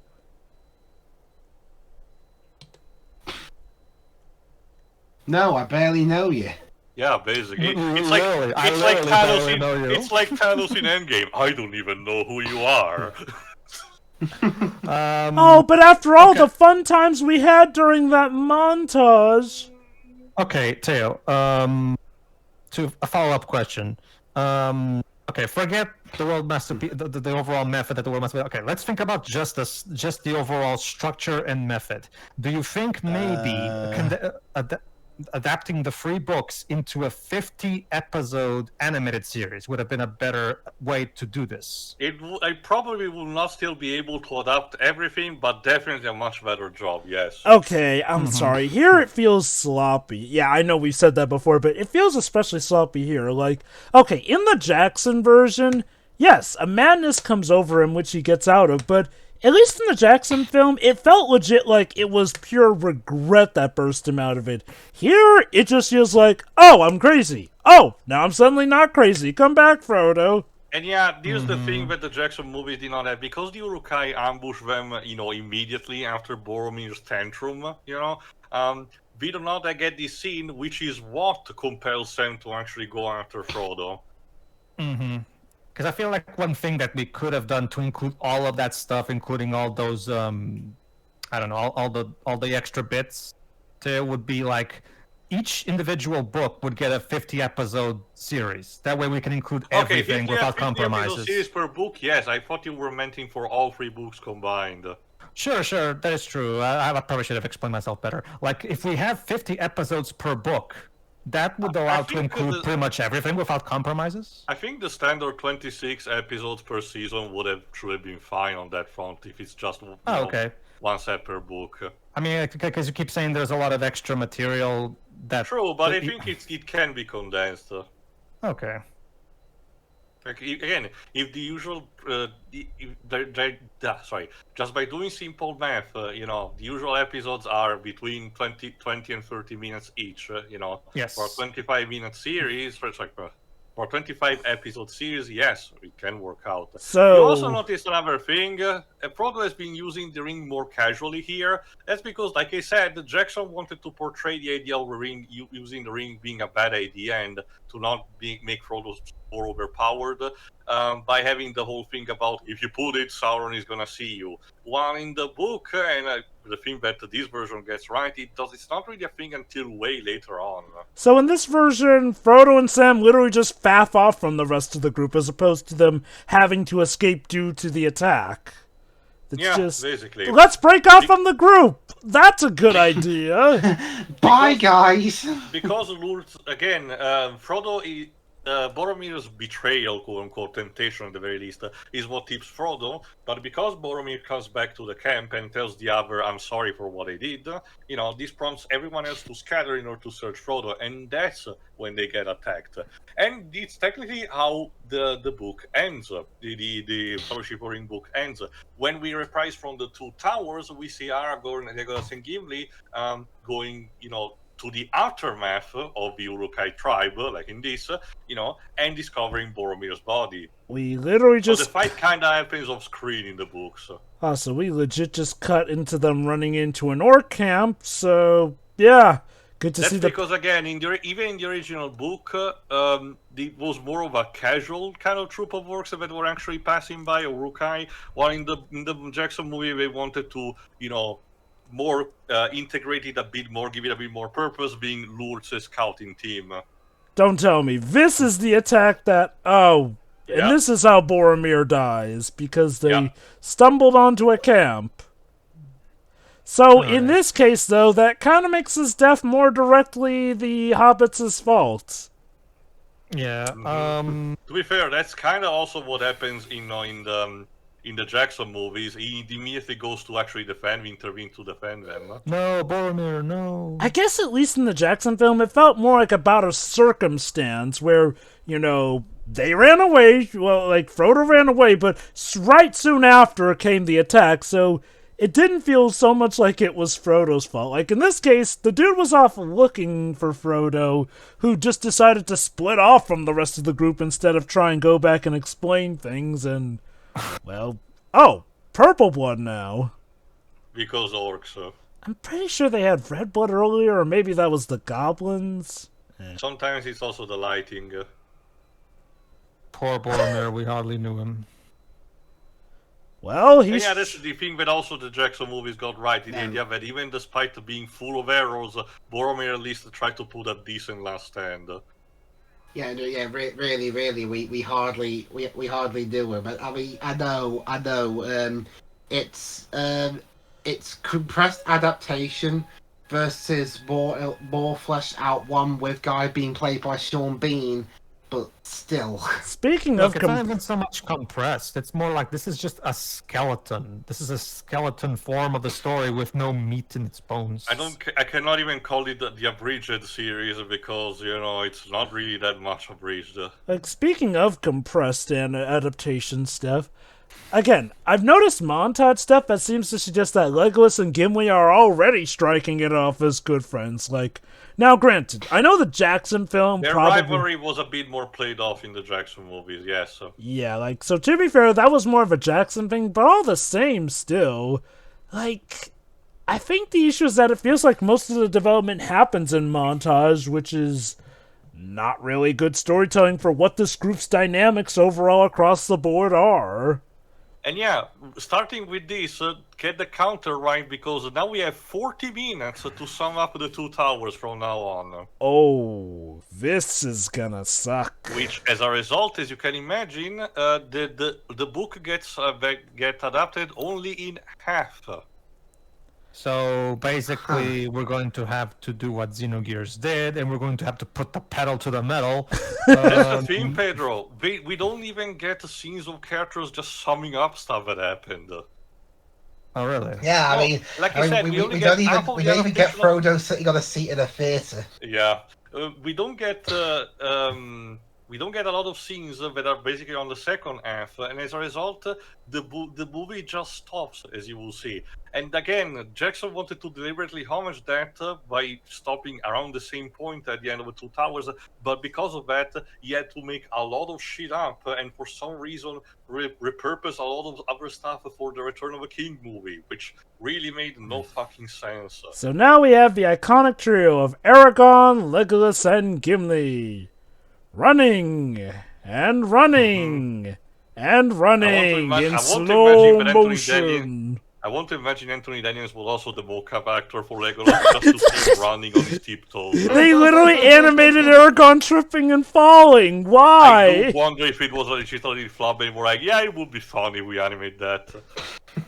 That didn't even look like one of the rotoscope parts. Oh, now it's rotoscope, so you You changed have to from understand, Jova. No, you have to understand. Even in the normally animated version, it's still rotoscoped. The character, you can spot that thanks to the character's movements. So what you're saying is that all these motions are essentially live action Yes. actors being rotoscoped. It only changes slightly depending on the art style, how much of a degree of animation is there. You can tell it's a deliberately artistic choice. Well, I guess I have to give them credit that It's it does. eccentric, but it's a thing, I guess. I guess it does let some characters have realistic emotions, but Jesus, I can only imagine how It's much. kind of like the equivalent of those indie games that, in order to represent Eldritch Abominations, have a complete sprite-based game, but then the boss is like a 3D model. You know, that's the kind of vibe.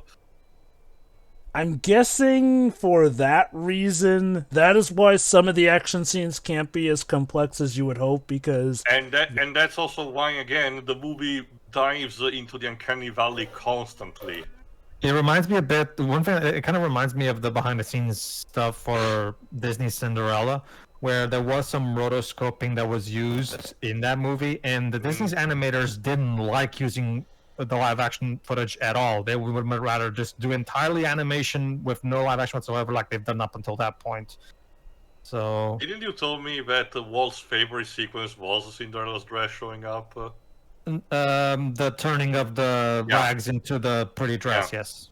Because that's actually one of the few that it's actually rotoscoped. So there's a bit of irony there. No, it is. It's just that the animators, remember too, up until that movie, the animators have been working exclusively just animating with no live action. So, and they felt that that took away from the animation part of it. That like, we don't need this shit. Like, we've been doing this without this for so long. He fell over. He fell over. What is it with characters just falling over for no reason? So we've already showcased the fact that the hobbits are too tired to go on, and it forces the orc troop to actually, stop. It's like when they were doing the green or blue screen for the rotoscoping bits. Someone just stuck their leg out in front of them, but then they got rid of it because the guy in the cat was wearing a blue leg cast or something. And yeah, Okay, if you remember, this scene actually happens in the extended cut of the Two Towers. The orc trying to feed some of their grogs to Merry and Pippin with terrible results. Okay, Yes, Pedro? Oh, sorry, go on. Pedro? Oh, how about this, Tubbs? Here's the explanation. Since the characters are running really fast because they have to quickly get to the next plot point because the movie's almost over, they keep tripping.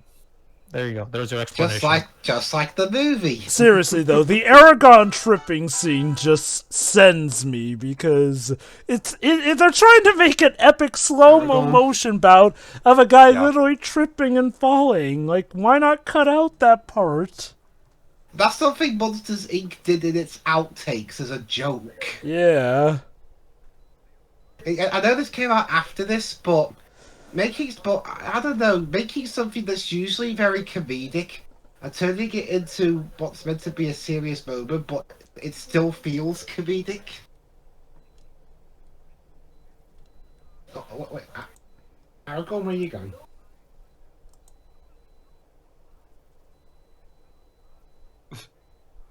R2D2, where are you? I prefer John Rhys Davis. Again, that's the weird thing. Again, the Jackson movies try to hype up more, not hype up, but play more Gimli for the comedy relief. He still did stuff, though. Well, again, yes, arguably more in the Two Towers than Return of the King, unfortunately, but you gotta get your point. Anyway, just to finish the story real quick, because I'm almost done. Jackson was actually very baffled by Bakshi's indignation over the years. However, in 2015, Bakshi apologized for some of his remarks, apparently. So there is that. I guess the story had a happy ending. We do know that Bakshi is trying to also get back into the world of animation, but so far we not many results. Whoa! Jesus! Animated head on top of live action body. That's... The problem is... Yeah.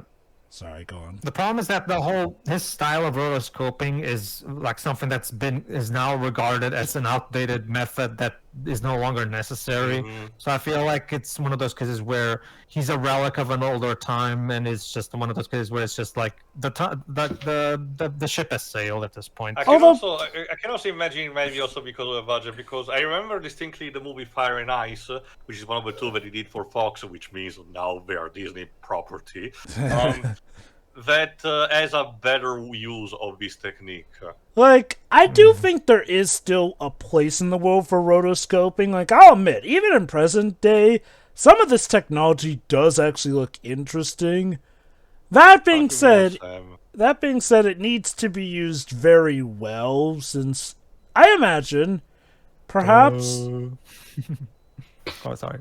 I imagine that for the time this came out, maybe people found the look of this movie groundbreaking, or the technology it was working with, literally turning live action into animation. But nowadays... The problem is that nowadays, thanks to like CGI or whatnot, it's a lot easier to pull off stuff like that. So if you want to use rotoscoping, you gotta use it in a clever and unique enough way.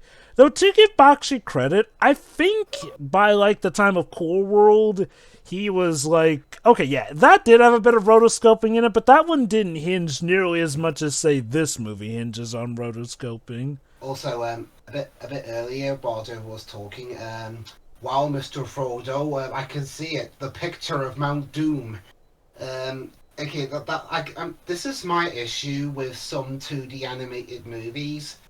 Okay, it's all pictures, I get that. But to me, some of the shots in this movie feel like just that. Characters aren't looking at their environments, they're looking at pictures of the environments. Remember also, this is technically all live-action actors being rotoscoped into animation. Yeah, which also meant that the gonkiness on Sam's face is intentional on part of the animation team. You guys know what I mean? Yeah, we do. Alright, so, let's meet Gollum. And of course he looks, that's the thing though, props to making Gollum look deformed, but honestly, he looks less scary than some of the other characters' animations, and they're supposed to be the good guys. To compensate that, here's his face plastered on top of the camera. Also not helped by the fact that his speedo is the same color of his skin, and as such it kind of blends in. Also, I don't know who he's voiced by, but yeah, I'm not sold. He doesn't sound like a creature who's lost his hobbit, hobbit tea, whatever. Who's lost his hobbitness and is deformed into a creature who's succumbed to evil. He sounds. He just sounds like that bloke you hear at the bus stop. Oh, here's an interesting bit for you, Lips. He's played by Peter Woodthorpe, who was Gollum in the BBC's 1981 radio serial of The Lord of the Rings. Huh. I guess he wanted So- to maybe he wanted to atone. I guess yeah. So it's kind of funny. This guy went on to be in the BBC radio drama, whereas Ian Holm went on to be from the radio drama to the Jackson films. Okay. I'm sure there's an inbreeding joke somewhere. Okay. Oh. Again, to be fair to this portrayal of Gollum, nowadays the most iconic bout of Gollum is, of course, Andy Serkis's Gollum. Like, you know, it's just a fact of life that it's gonna be compared to that. I guess, to be fair, the idea may have been originally that Gollum didn't have the raspy voice at first. Like, you know, the idea is, like, here is that he's clearly deformed, but I guess he still has something of a normal voice to show that he was once, well, a hobbit of sorts. It's also, it's very difficult to not only compare, but also compare it in a positive way, because it's mocap Andy Serkis, and mocap Andy Serkis is better than a lot of live action actors. Yeah, like, So like, okay, so I'll admit, I do feel a bit sorry for the movie in this regard, because, but yeah, no. You gotta be able to stand the test of time, and I'm sorry. Against Andy Serkis Gollum, you tend to lose. Cause, like, Andy Serkis Gollum is legit one of the most iconic set pieces in any bout of media. Like, it is to a point where, by law, that is now considered the traditional look of Gollum, to the point where that was part of why the Gollum video game didn't do as well. What the hell was that walking? What the hell was that walking animation at the end of that scene just said? It looked like they were trying to rev up their car engines from the 1800s to go. I don't know, maybe they rotoscoped the cars into being horses. Oh, I thought that was Jesus minus his beard for a second there. So yeah, we have a fight between these guys and the orcs. Ja, die rode rims.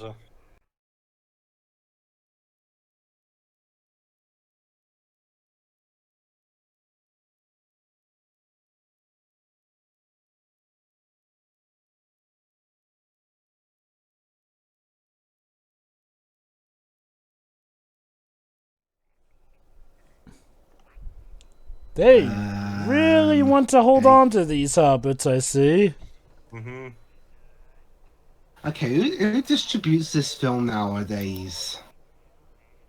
Since you know, these things can pass from one To another, distributor very to another. quickly. Pedro, to you, any... No idea. I shall don't- check. I I don't shall know check who- now. I think he might have actually folded into something else, but I don't know what. yeah, Not to worry, I shall check. Okay, So go on. I get it, you know, this is a scene about Merry and Pippin escaping, but, again, with how little time there is left, this feels like it's just wasting time. And yeah, this is a bit more book accurate. Grishnak purposefully unties them, thinking, giving the illusion that he's giving them a deal, but he just wants to eat them. Okay, found it. Nowadays, because of the because of all sorts of rights passage between like different theatrical libraries, Warner Brothers hold the rights to this movie now. Also, this film got a this film did get a Japanese release. Mm-hmm. My country had a proper dub, but I can tell it wasn't that great. I mean, that's how I watched it back in the day. Dead. What does the Japanese poster for this film look like? If it got one. mm-hmm. But yeah, like I said, I get the purpose of the scene from the story, but again, unfortunately, if it were up to me, this would have been one of the scenes that I probably would have cut down on, because again, in regards of Twin Towers, there is a bout of priority. Two towers. It's like, yeah, we had all that build-up just to show that, yes, Merry and Pippin get away. Which is nice, don't get me wrong, but with the time ticking down on the clock, it feels a bit unnecessary. Like, how do I put it like this? Whereas Fellowship of the Ring felt like it focused on too much stuff to the point where it took up most of the time, so far the Two Towers segment feels like it's focusing a little too much on way less scenes than it should be. Weird as that may sound.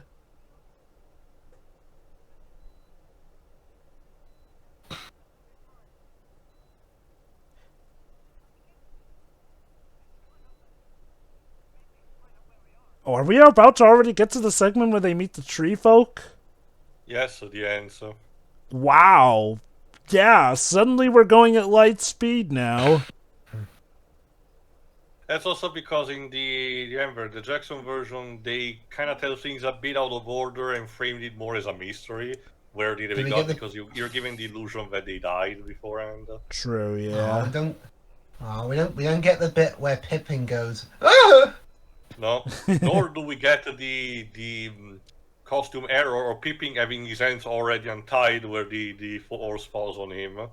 Yeah, and yeah, Treebeard is not that great in this version. Yeah, the Peter Jackson movies did have a few flubs while filming. Like there was a bit where Aragorn's the back of his sword bashed into the camera, yet they kept it in. There was also a bit where, you know, when Aragorn was running over to the dying Boromir.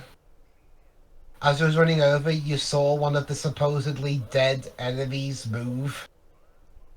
Also, I think that both this version and the Jackson version do not get right is about the answer. One thing, I know that it's a bit of a nitpick, but just to mention in terms of animation, the book goes into great length to describe the idea that the ants do not have knees.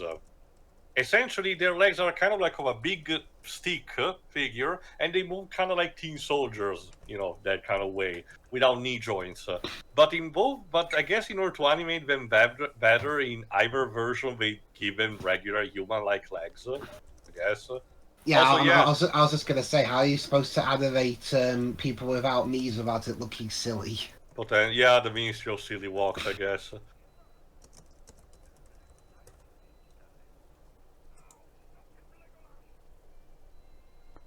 Hey, Gandalf. You fool! Gandalf, you fool! Now we've got no weapons. There you go.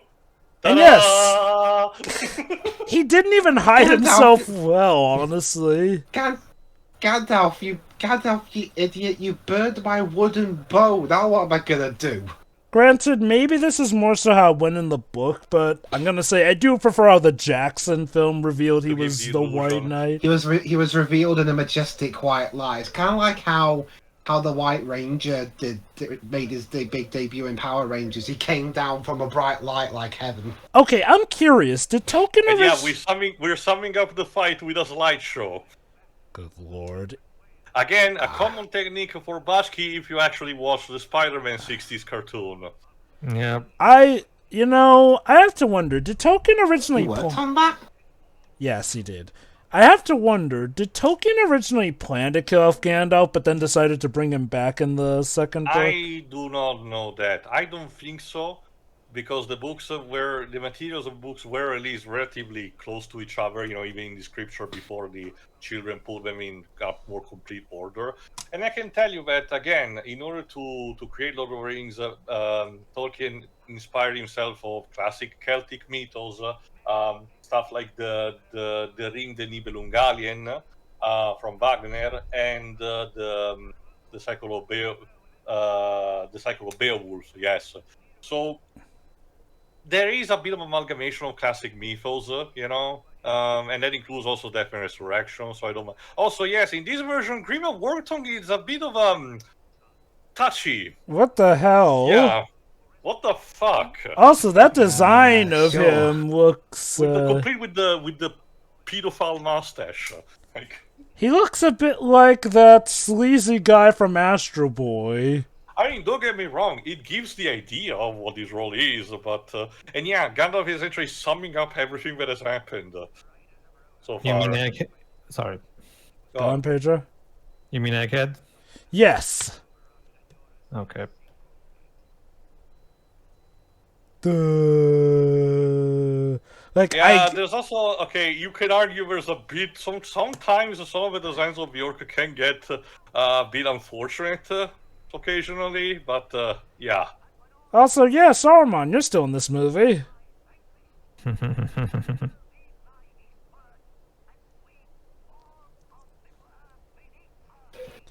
Fly, my pretties, fly! Metaphorically. Yeah, fly, you fools! Oh, wait, no, that's what Gandalf would say.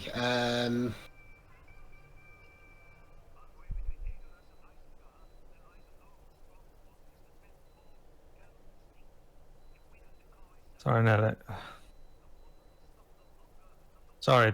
sorry. Sorry. What? I needed to correct myself. I meant Hamhag. For some reason, I said Egghead. That's the Looney Tunes character. No, never mind. Egghead, aka Okay, so- Elmer so- Fudd's okay, so- prototype. Yeah, exactly. For some reason, I said Egghead. Yeah. Okay, this I gotta see. How do they handle Theoden's stuff? I can tell you another thing. Elwin doesn't have a single line.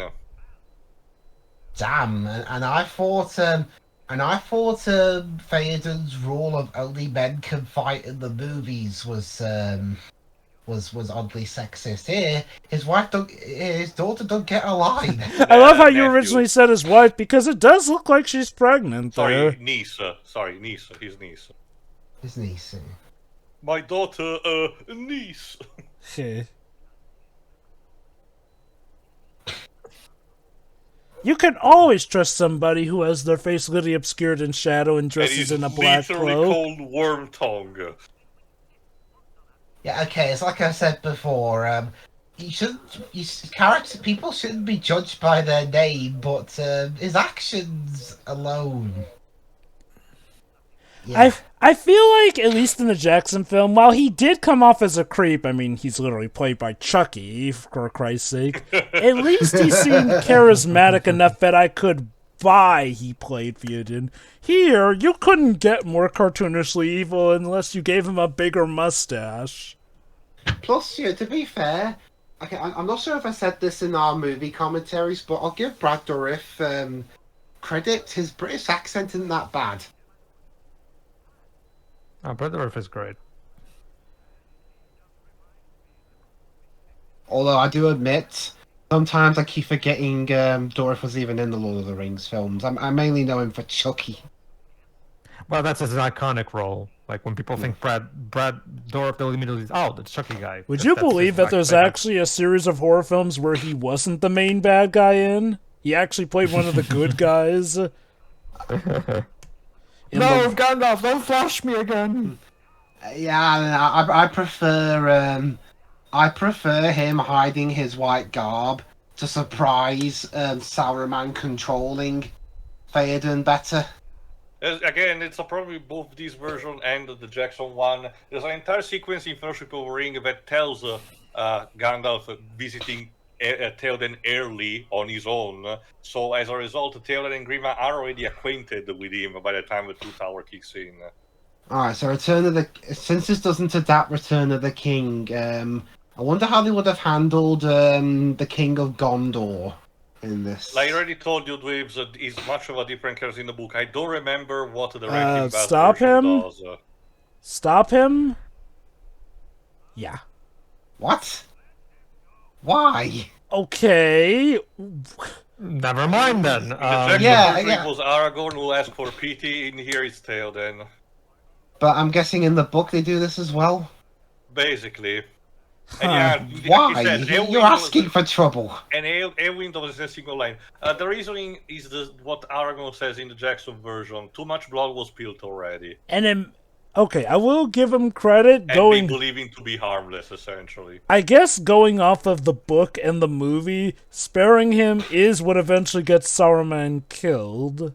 It reinforces what Gandalf said to Frodo about what Bilbo did to Gollum. The sparing of one day can have potentially positive consequences rather than just negative. And by positive consequences, we mean that Gollum bit the hell off of Frodo's finger. And yeah, we now just go immediately to Helm's Deep, despite the fact that Gandalf deemed it as a bad idea originally. Again, rush storytelling. I don't Again, even okay, I don't remember this one, but I don't think we see even Eomer in this version. dang. Why did you get rid of your hat? He's on his back because of the wind. Okay. Guess that's a nice attention to detail, except it wasn't blown off the first time he was riding a That's horse. because the sequence of This is events been jump this from time to time. This been in this movie. Jesus, where have you guys been? Wait. Is he meant to be he's meant to be faded in, isn't he? Yes, unlike in the Jackson version, he wasn't artificially aged by the experience and result returned back to himself. He was still an old man even in the original book. I guess the reason Jackson made him artificially to represent aged better the possession, yes, I get it. and also to give him more of a reason to be combat ready for the action scenes. That too. And to be fair, the actor who portrayed him wasn't super young, not super old, obviously. The captain of the Titanic, I forgot already. Yeah. But I remember only for that other role. And give him credit, that was amazing casting on Cameron's part. He looked exactly like the captain historically did. How do you know that in this case? They mentioned while they captured him. I guess, if I recall correctly, in the Two Towers Jackson film, they had at least a bit more time to build up the trust with Gollum before. A lot, actually, yes. Whereas, well, again, yeah, obviously rushed, but it really feels so unearned in this version. I'm sorry. Also, actual shot of the moon. Real shot of the moon, by the way. Did they legit film the moon rising? Yes, Goodness and the gracious. clouds like that. Imagine how long they had to stick around. Artistically or not, because of what he said about filming cheap thanks to the Spider-Man 60s series, Bakshi was an artist into saving costs for everything. Like, I would have to wonder, though, did they just stay out there for hours watching the moon slowly rise? Or just wait the occasion. And yeah, there you go, the creature that the Nazgul ride, which is more of a pterodactyl. Like again, Jackson got a similar idea, just making a bit more serpentine. Also, yeah, we haven't heard from the Wraiths in a while. Yeah, they don't really, because of what they adapt to Jova, they don't really factor much in. Huh. Well, Jova, you heard that. Well, Jova, you heard their voices earlier. Do you want to hear them? I mean, I'm honestly fine with their voices, except for when the guy moaned like he was masturbating or something. But the thing is, they got swept away by the river. It doesn't feel like we've gotten much from them since. Well, that's what happens in the story in general, Jova. They do not show up almost entirely for the Two Tower. They only get a snippet by Grishna Troop talking about them, giving rumors, essentially. And then they show up again in Return of the King for the Battle of Minas Tirith. Remind me, were ones like the Witch King or the Mouth of Sauron, were those also Wraiths too? The Witch King, yes. The Mouth of Sauron, no. He's a Dark Numenorian. Difference. Okay. This performance for Gollum is something else. Mm-hmm. Okay, look, I'll try and be fair to not compare it to Andy Serkis, but God, is it hard. But okay. Even without comparing it to Andy Serkis, I do wonder... Yes, Mr. Frodo, sir. I promise to save the precious. By the way, would you like some tea? I guess in a way he sounds more like a psychotic butler in this version. God, imagine if he spoke like this in the Jackson movies. I do dare say, Smeagol, maybe we should betray Frodo up at the pass here. No, he's his old friend, of course.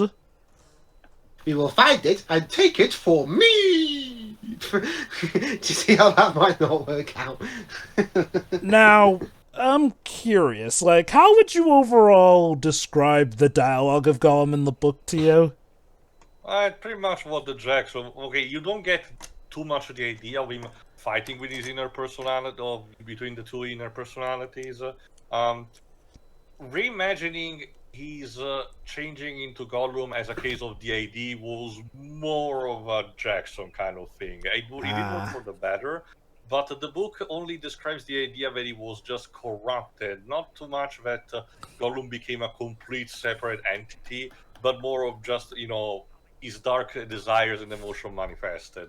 Okay, so I guess in a sense we can just consider this guy like the ultimate bum. He still can think properly, but he clearly tossed away everything he loved for that goddamn ring. Because of the corruption of the ring and 500 years of isolation, you can tell that there's still a bit of a screw loose here and there. I like how they show that he still has the giant hobbit feet, but his legs are so skinny compared to a regular hobbit's.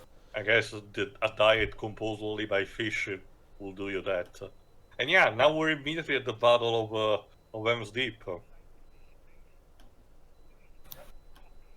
Thank you, Gimli. But we barely know the country. country. The book, but again, it really resonates poorly.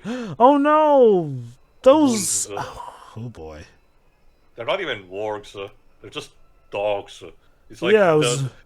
And now, like in PageMaster, God decides to apply a red filter. Russell Crowe? Born in New Zealand in '64. Came on that play Russell Crowe.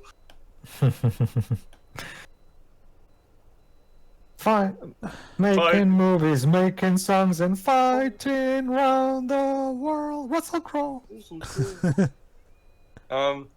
And yeah, if I recall correctly, the Battle of Helm's Deep is a bit more book accurate in the sense that we have no elves whatsoever. Like I said, that was a Jackson idea to begin with, regardless of who would have showed up between Arwen or Haldir. It's supposed to be a sort of a last stand-in for the humans. I don't think the army of Saruman does not include the Dunlandians, which was an integral part. Essentially, if you forgot, Jackson movie showcases that Saruman recruits brigands from the land of Dunland to fight for him and take the lands of Rohan, and they are along the Uruk-hais in this battle. So what happens is that during the Battle of Helm's Deep, Aragorn jumps on top of the main gate, showcases, Anduril, his sword, which represents his heritage as the true king of men, and scares the living shit out of the Dunlandians, forcing them to retreat. That's actually supposed to be one of the more powerful moments of the book, and unfortunately the Jackson version did not adapt it in the slightest, and neither this version, to be honest.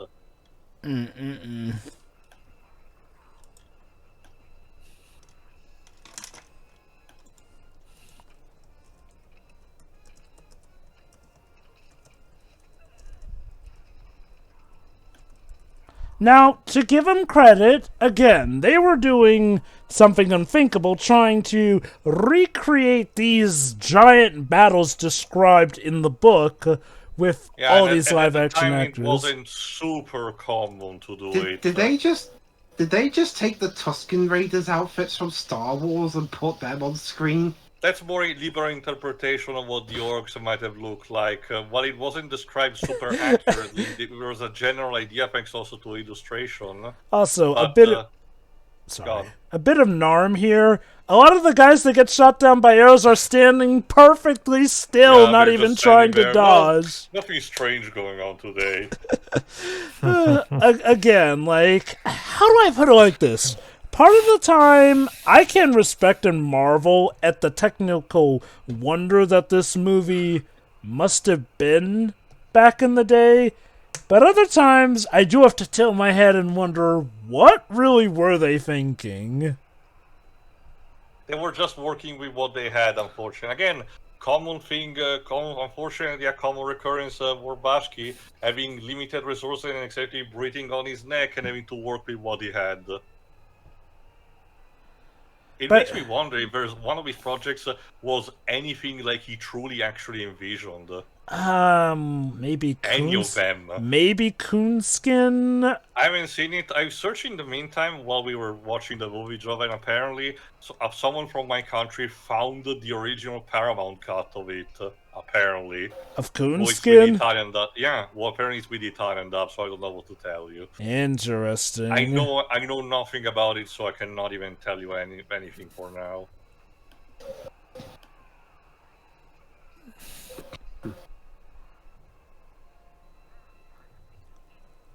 Yeah, that's gonna do something for that background object.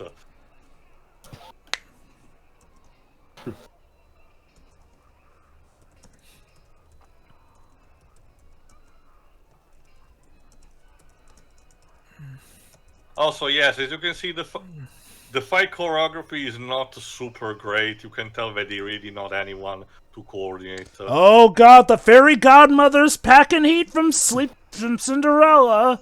That's actually Saruman's magic. Okay, I genuinely forgot if it's something, if it's either this, the technology with the bombs, like in the Jackson movie, or a combination of both. But if you remember, there's a line of like dialogue for Theoden in the Jackson movie said, "Is that all? Is that all your magic, Saruman?" So if I recall correctly, it's something among those lines. Again, it has admittedly been a while since I have actually read the book. I still do, like I said, my annual marathon of the Jackson movies regularly, like without any problem. But admittedly, I should probably try to read the books again sometime, just to get the details back. I will say this also, for this fight, it's the only part of the score that I actually like. Oh, true, yeah, the music. Like I said, I think the score is technically fine in a vacuum, but applying to the scenes in context just doesn't really work. Yeah, Also, yeah, some again, of these that's angles don't that's another work. one of Like, mine. that bit where the guy came out with the horse in front of the crowd made it look like he was directly above the floor, but he's supposed to actually be on it. Even I Yeah, know that's, these. Second, dude. Again, that's what Tio said. That's another one of my problems of Leonard Rosenman's scores, to be honest. So that basically, whenever the next film in the series came out, the biggest relief I got was that, oh god, they finally got the original composer back. Like RoboCop 3, yeah, it was shit, but hey, they got Basil Poledouris's music back in that one. And Star Trek 5, again, shit film, but Jerry Goldsmith. Jerry Goldsmith. Anyway, you were saying to you? Helped. Basic cinematography 101. I even know this because during the literature hourly school we got told this. In order to construct the scene better, to make it sure that it flows well with the mind of a viewer, you need to make sure that if an object moves, if you have a shot where an object moves from right to left, if you follow the direction that it got on the same shot, you should have something facing the opposite direction to get the idea that it's happening, across. Same thing that happens with, face-to-face dialogue. Mm-hmm. Also, for some reason, Theoden's skin changed. I guess it's supposed to represent a lack of light, but... Aragorn's skin looks fine. Yeah, what happened? Did he get a tan? Was the colorist just giving up at this point? There, now this guy's black. Sure, I guess. But sir, he's not a shapeshifter. You can't just change ethnicity like that. I can do what I want. This will be the brilliant first ever theatrical release of Lord of the Rings. Nothing will ever top this.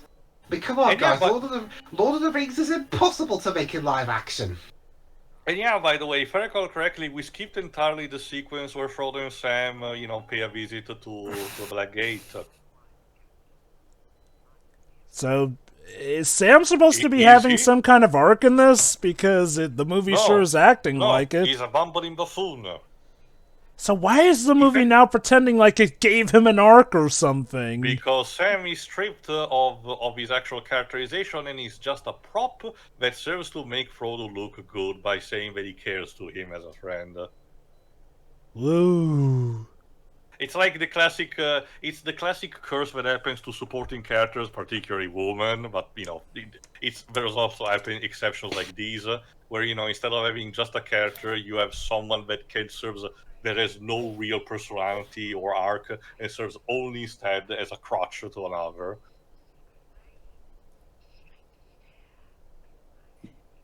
Also, we are less than 10 minutes away from the end of the film now, and it like does I said, not... Jova, the movie's just gonna stop. I already warned you. Oh, no. And yeah, if I recall correctly, that's the remember, that scene with Treebeard, if I recall correctly, and Merry and Pippin, that was the last bit we see of them. Like, you know what's sad? This feels like more of an obvious part 1 than the actual films labeled part 1 or part 2 these days. And yeah, we also don't see, if I recall correctly, we don't even see Faramir in this movie. Like I said, in the book, his encounter was more brief than what happened in the Jackson version of the Two Towers, but still. So does the Rankin Bass Return of the King thing work as a pseudo sequel to this? Yes, but no, it's like that chief from the Aardman's Pirate movie. Yes, but actually no. Let me guess. It picks up, but not where the film left off. The art style or difference already makes things a bit more confusing. Also, there's a musical number. Where there's a whip, No, there's a way. I guess, yeah, it's like with other early installment weirdness. It's like how when me and Pedro were watching Lupin the Third, we were constantly joking for part 1 that they hadn't found Yuji Ono yet. Yeah. For this movie, they hadn't found Howard Shaw yet. but again, if we eventually get to see the Rankin Bass version, you will see for yourself, Jova. So Rankin Bass did essentially a version of The Hobbit and Return of the King. And The Hobbit. Like I said, The Hobbit is actually better. I still think the Jackson movies are better than that still, Flop Wars and all. But it's a better attempt than the Return of the King. They just bowl that guy over.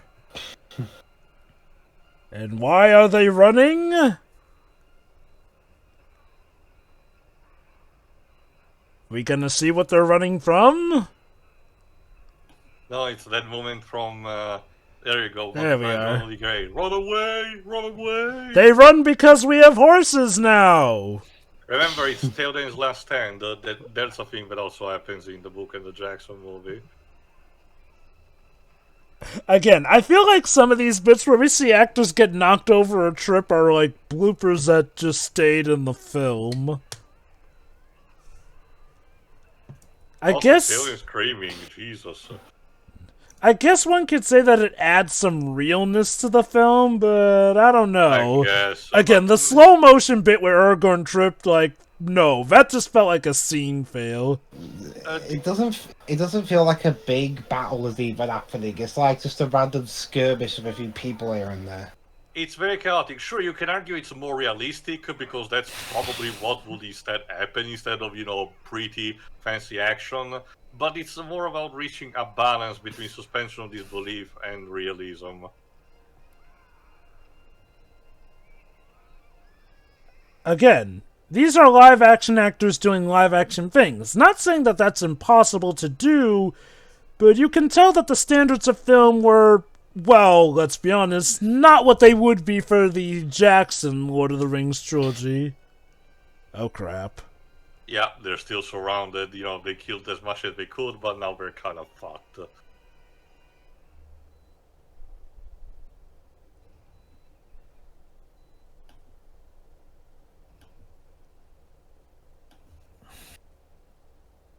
Well, make a move. There's like 5 minutes left. It's intimidating, Jova. It's like the birds from Hitchcock.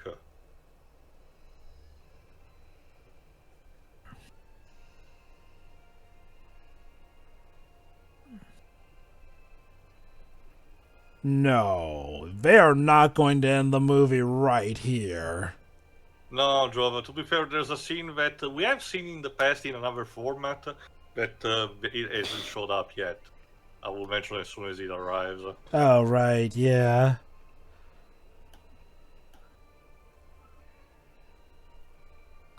Gandalf, that would be a good time to flash. Yeah. If anything, this is actually a good... Again, this is a better Your magic. conveying about the dynamics of the situation than what happens, because in the Jackson movie, it just happens automatically as soon as Theoden starts the last stand.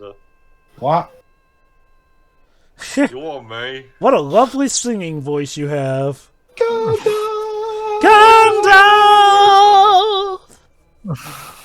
Okay. Was there ever a Lord of the Rings musical? There you go. Oh, nice. Yes. If you played the South Park, The Stick of Truth, the beginning cutscene literally rips off this scene.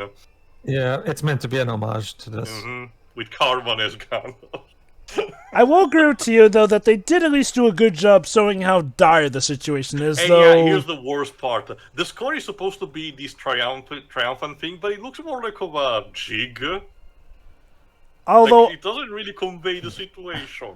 I will say, one issue, though, is like, did Theoden just...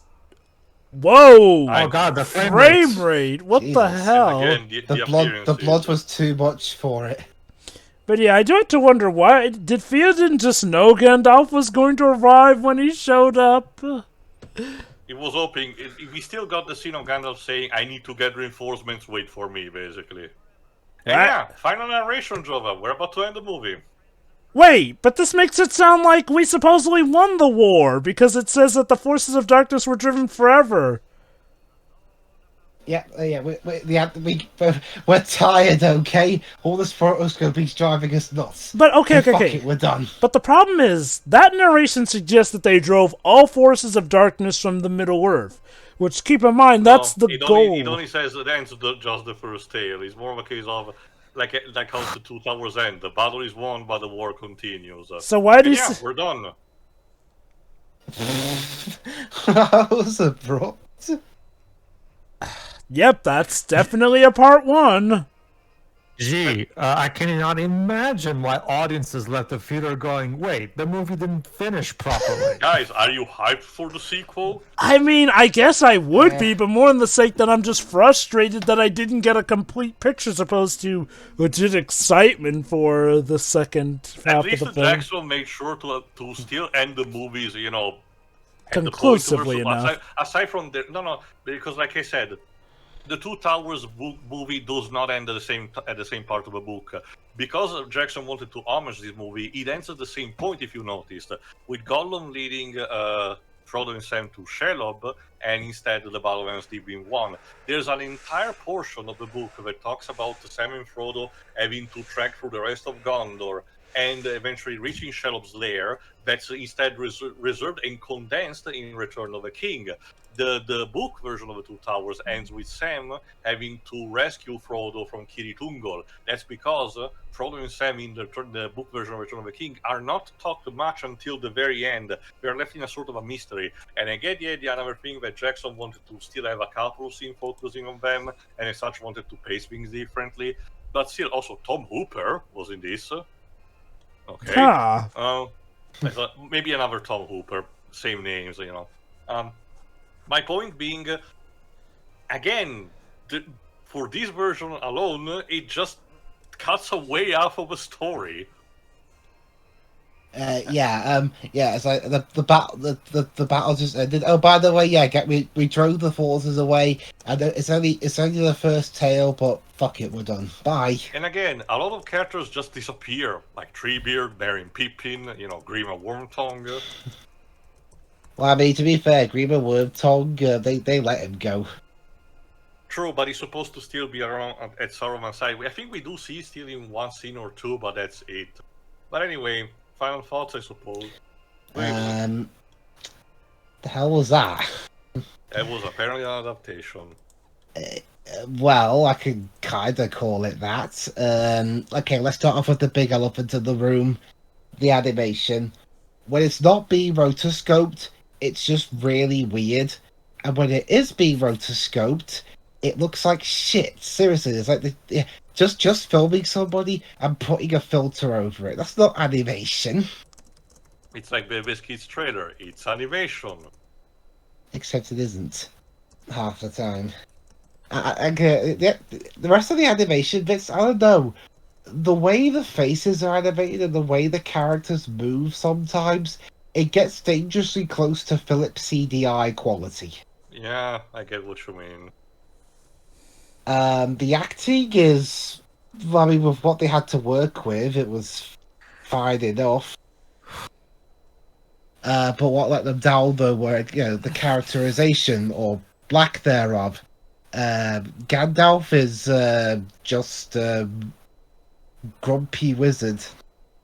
Frodo doesn't have that much personality either. Sam is a complete bumbling oaf.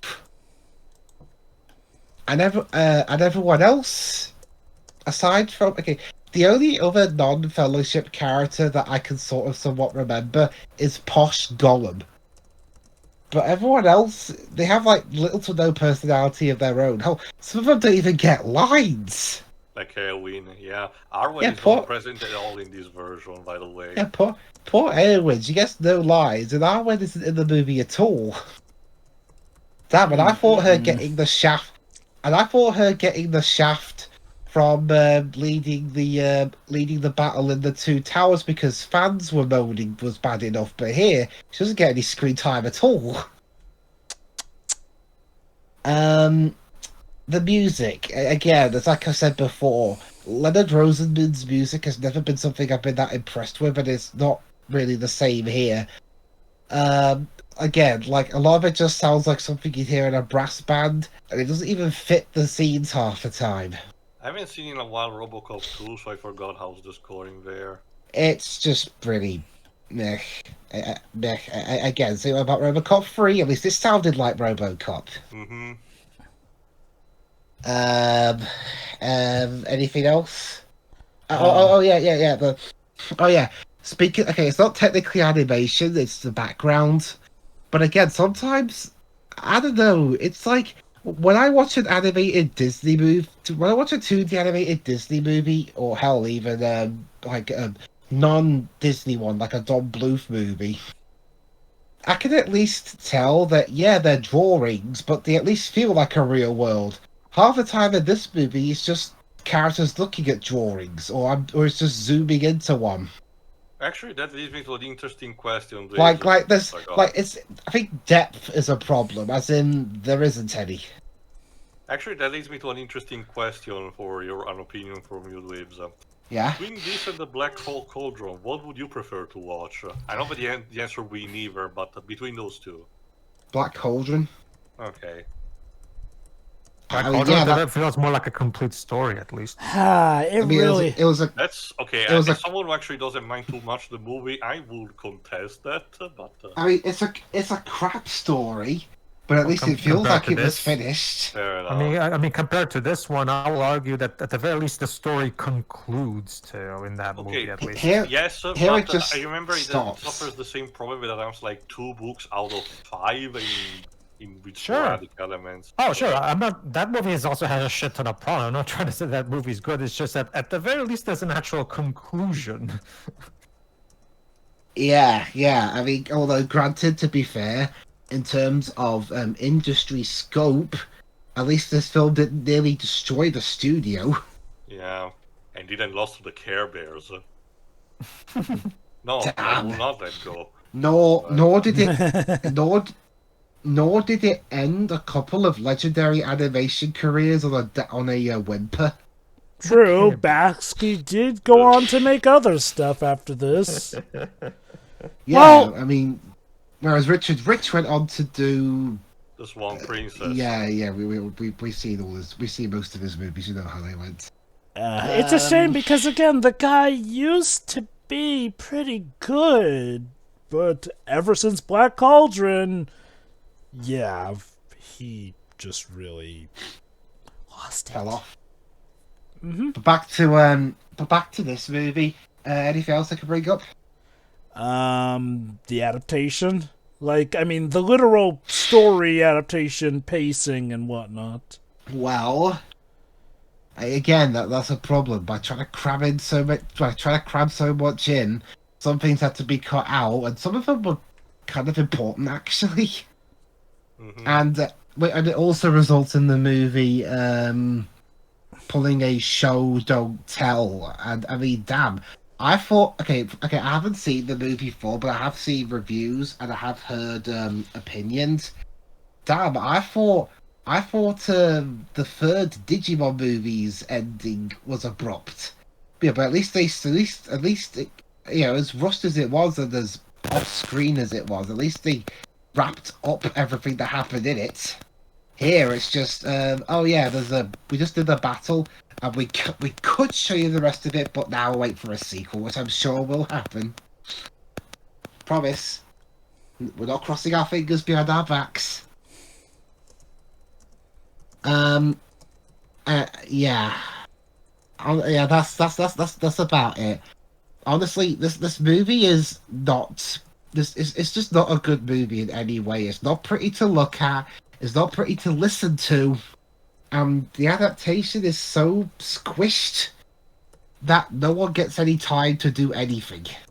Things just happen, and then the movie ends. Well, actually, no, it stops. Just like my interest. All right, Pedro. Yeah.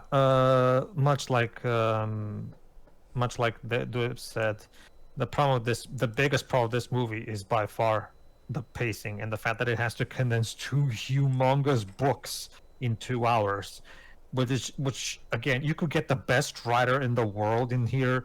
It's just, I will definitely stand my foot on this, that it's an impossible task to try to properly recreate the appeal of the source material in such a short amount of time. It's just not possible. Like this movie just goes from plot beat to plot beat to plot beat to plot beat to plot beat to plot beat, and it never stops for a single moment to allow the scenes to just breathe, for the characters to just be. They're like even not reading the books, you can tell that there's so much shit that's just either cut out or flat out, rushed through, and as a result, it's impossible to follow if you're not already familiarized with the source material, because the characters just keeps doing nothing but just explaining things and talking, oh, we need to go here because we need to do this. Occasionally we'll finally have a character scene like that one that I mentioned with Aragorn and Frodo after Gandalf's death, but if they're way too few and way too far in between, because most of the movie is just scene, plot beat, next plot point, and without any of the build up and proper pacing leading between plot points. Hell, there's even, and you guys mentioned, there's even a moment where we literally we literally cut into a completely different location to meet the crazy blonde lady that looks scary. Multiple times stuff like that happens. Yes. Yeah. I was just mentioning the moment that stood out to me the most in particular, because we literally jump from like what's I think I forgot if it was either a mountain or a forest setting, and boom, suddenly we're inside some kind of structure, a cave or whatever it is. Like, and it's just like so jarring because like, whoa, hold on, can you please tell me how we got here? Like, it's just like, no, like they're trying to compress way too much in way too little time, and as a result, the story is broken completely, and what made the source material work doesn't work here because you completely destroy the pacing of the original story. Aside from that, the animation, I still have a soft spot for this kind of animation, because of nostalgia purposes. But if you take nostalgia out of the equation and be more objective, it's hard to deny the fact that this kind of animation is regarded as outdated for a good reason. Because while it does provide a unique look to the movie, yeah, the constant switch between live action with some shading and proper animation, like, it's so jarring because it takes you out of it. The movie keeps switching between animation style, sometimes at what seems at complete random, and as a result, nothing ever feels like it's part of the same world. Like, it feels like multiple animated movies of different styles mushed together. So yeah, like, for as much as I enjoy it, on a certain level, I cannot deny that. Yeah, this is just like this style was embedded for a reason. The music is whatever. Like Theo said, it doesn't really go along with the scenes. The voice acting, I feel like the directors. So sorry, I feel like the actors were given weird direction because they're being a bit too. I get that this is meant to be a fantasy epic, so obviously we're going to have some kind of theatricality to the acting, obviously. because the Jackson films also had that to some extent. But this, I don't know. I feel like the actors are trying way too hard to sound theatrical. Because a lot of times it can get a bit laughable. Like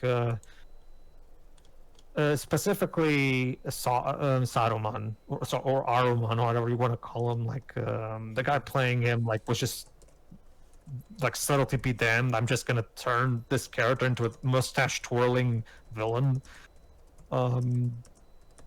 And yeah, as a result, whatever seriousness could be from these scenes is also destroyed. Yeah, but that's basically it. It's like it boils down to the fucking rushed nature of the story because it just goes on. It just goes on super fast, way too fast. It's impossible to absorb anything. It's not so much that it's hard to follow. It's more so that it's hard to care because I don't get any time to get to know any of these characters. Because, like the other guys were talking about Boromir, where Boromir is like we barely have anything involving him, and as a result, his death felt shallow. Like, why should I care? The movie clearly doesn't care about Boromir. Why should I? So, yeah, no. Doesn't work. Like even as an animated film, like even if you remove the source material from the equation, just judge it as a movie on its own, it's just nothing but a complete mess. And it doesn't work.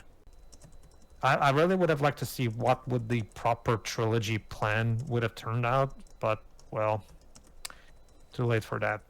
So, and especially now that we have the Jackson trilogy has basically eliminated any desire to make another adaptation of the books, because most people consider that adaptation the definitive one, and most likely we'll never see anyone try to adapt this again, because the Jackson films are just too hard to beat. Yeah, and I guess one does have to wonder, unless you have a really good idea for that adaptation, or if the studio wants to get a quick cash grab. Because, obviously, the Lord of the Rings, as they are owned by Warner Brothers, that is, to this day, the most popular iteration of the characters, the story, the world, to the point where literally an entire generation have I still think this could be easily adapted into a streaming series. That way, the filmmakers will have all the time in the world to properly put in all the juicy details that the fans want. Didn't Amazon make a show based off of it? Rings of Power? Rings of Power, but that's based around the Second Age, as in some of the appendixes, admittedly, but specifically how things came to be, which ultimately led to the Battle of the Second Age, where Isildur cut off Sauron's finger. And from what I heard, however, it's hit and miss. Tries to play up a bit more, but gone. It's one of those things where it's just if Anne of Green Gables can get so many different adaptations over the years, even despite a lot of people loving the 85 one as their personal favorite and everything, because the 85 adaptation is kind of even though I disagree, I think as you guys know, I think the Takahata anime is the definitive adaptation. Even though a lot of people love the 1985 movie of that, we're still getting adaptations of Anime of Gables to this day, where Anime of NE being the most recent one. So I don't see why we can't try a Lord of the Rings a new adaptation, something that will try to be more something that would try to be the books put on screen. I think. Go on. I think the difference is Anne of Green Gables, one could argue there was never any version that seemed the most definitive to a certain group of people. Yes, a lot of people had their own opinions or whatnot, but it wasn't like Anne of Green Gables had that one thing. Another difference also is that Anne of Green Gables is a way less budget-heavy project. Lord of the Rings is probably going to be something that calls for a lot of money from the coffers, so... again, just called the Amazon Rings of Power series, as we knew, costed already $1 billion to be Yeah, I guess it really is one of those cases. Yeah. I mean, personally, I mean, it's one of those things where it's just like, oh, sure. Like the only thing I disagree with that is that I definitely will argue that when it comes to the first book, the Takahata anime disregards any need for another adaptation. But that being said, that doesn't mean I don't. I still would like to see a live action adaptation. That's not NFNE. But going back to this, Yeah. I think there is. But okay, how about this? If Game of Thrones, yes, let's put season 8 aside for a moment. That's not the point that I'm trying to make here. if Game of Thrones can be a successful fantasy epic show that is successful in all that shit, I feel like The Lord of the Rings can also be put into that format. And unlike Lord of the Rings, I hear Game of the Thrones is actually getting a pretty good prequel series, too. Well, Yeah, not just sure. that, it's also about the fact that the source material was not finished, by the time Game of Thrones arrived at its final season. I still argue that the creators still made the worst decisions they could, because Obviously, I'm just saying that there's nothing to compare them. Fair Basically, it's enough. one of those cases where, from what I can tell, when the showrunners ran out of books to adapt and they had to actually be creative, it showed how they couldn't do it at all. Yeah, the D&D brothers. But yeah, like I said, the financial success of that show, I think, proves that that a Lord of the Rings TV series is doable. So I feel like it would be really interesting to try to do that. But again, I think the Jackson films have killed any desire from anybody to adapt these 3 books ever again. Wasn't there word of Lord of the Rings? Oh, wait, or was that just Rings of Power? I could have sworn I heard somewhere that... Rings of Power. We do... There's the thing, Jovan. The rights to the photography rights essentially came into question after what happened with the Hobbit series. Oh. Because of the purchase of the Embracer Group to the rights of everything, including video games and movies, the Embracer Group struck a deal with Warner Bros. To say essentially that, sure, they themselves, the Embracer Group, will be the intermediary, but Warner Bros. Is able to do what they want. So in that case, Warner Bros. Are probably the closest to people who have ownership of the rights, and in their case, I guess it would be, why redo the trilogy in that case? Because, well, we own the most iconic trilogy. You say that, Jova, but they're already working on a Harry Potter series instead. That is true. In that case, maybe it is only a matter of time. And in the wise words of Deji, time is a flat circle. Anyway, that's my basic point. I can see that Ralph Bakshi was passionate about this, but again, from the moment this became just a 2-movie project, each of them 2 hours, that's when this project lost all chances of being good, because even I can tell you that trying to adapt these 2 books in a 2-hour movie is ridiculous. That would be like trying to I don't know, juggle a million balls at the same time. I just like. Although, having seen this movie now, there is one thing I have to wonder. On. Like, keep in mind, the majority of this film was still Fellowship of the Ring. It was like only until we had like 40 or 30 minutes left for Two Towers. So one could argue, at the very least, the Fellowship of the Ring part should have been paced better, but no, even that portion of the movie didn't feel well put together. So I legit do have to wonder the thought process in all this. It's because remember, the original idea was to have a trilogy. When he was told he had to compress this shit into movies, I'm guessing Ralph panicked, and okay, fine, I'm gonna try my best to squeeze all this shit as best as I can. Problem is, it's just an impossible task. This is literally a mountain you can climb. Imagine he was filming during that bit, so then when he got the word that they would have to put it all into one film, then he probably had to cut and tape and glue like mad. Mm-hmm. To be fair, there's not much ammunition recycling, only in a few places. All right, so the basic point is, yeah, this movie hasn't aged well. Like, I'm sure it was. I understand that it has a cult following, and that's cool. But honestly, I don't really see it. I feel like even removed from the source material, this is just a bad movie because the pacing kills any possible investment you can have in these characters because you don't get a chance to properly even absorb anything because moves by way too quick. And that's assuming they don't get bastardized like Sam.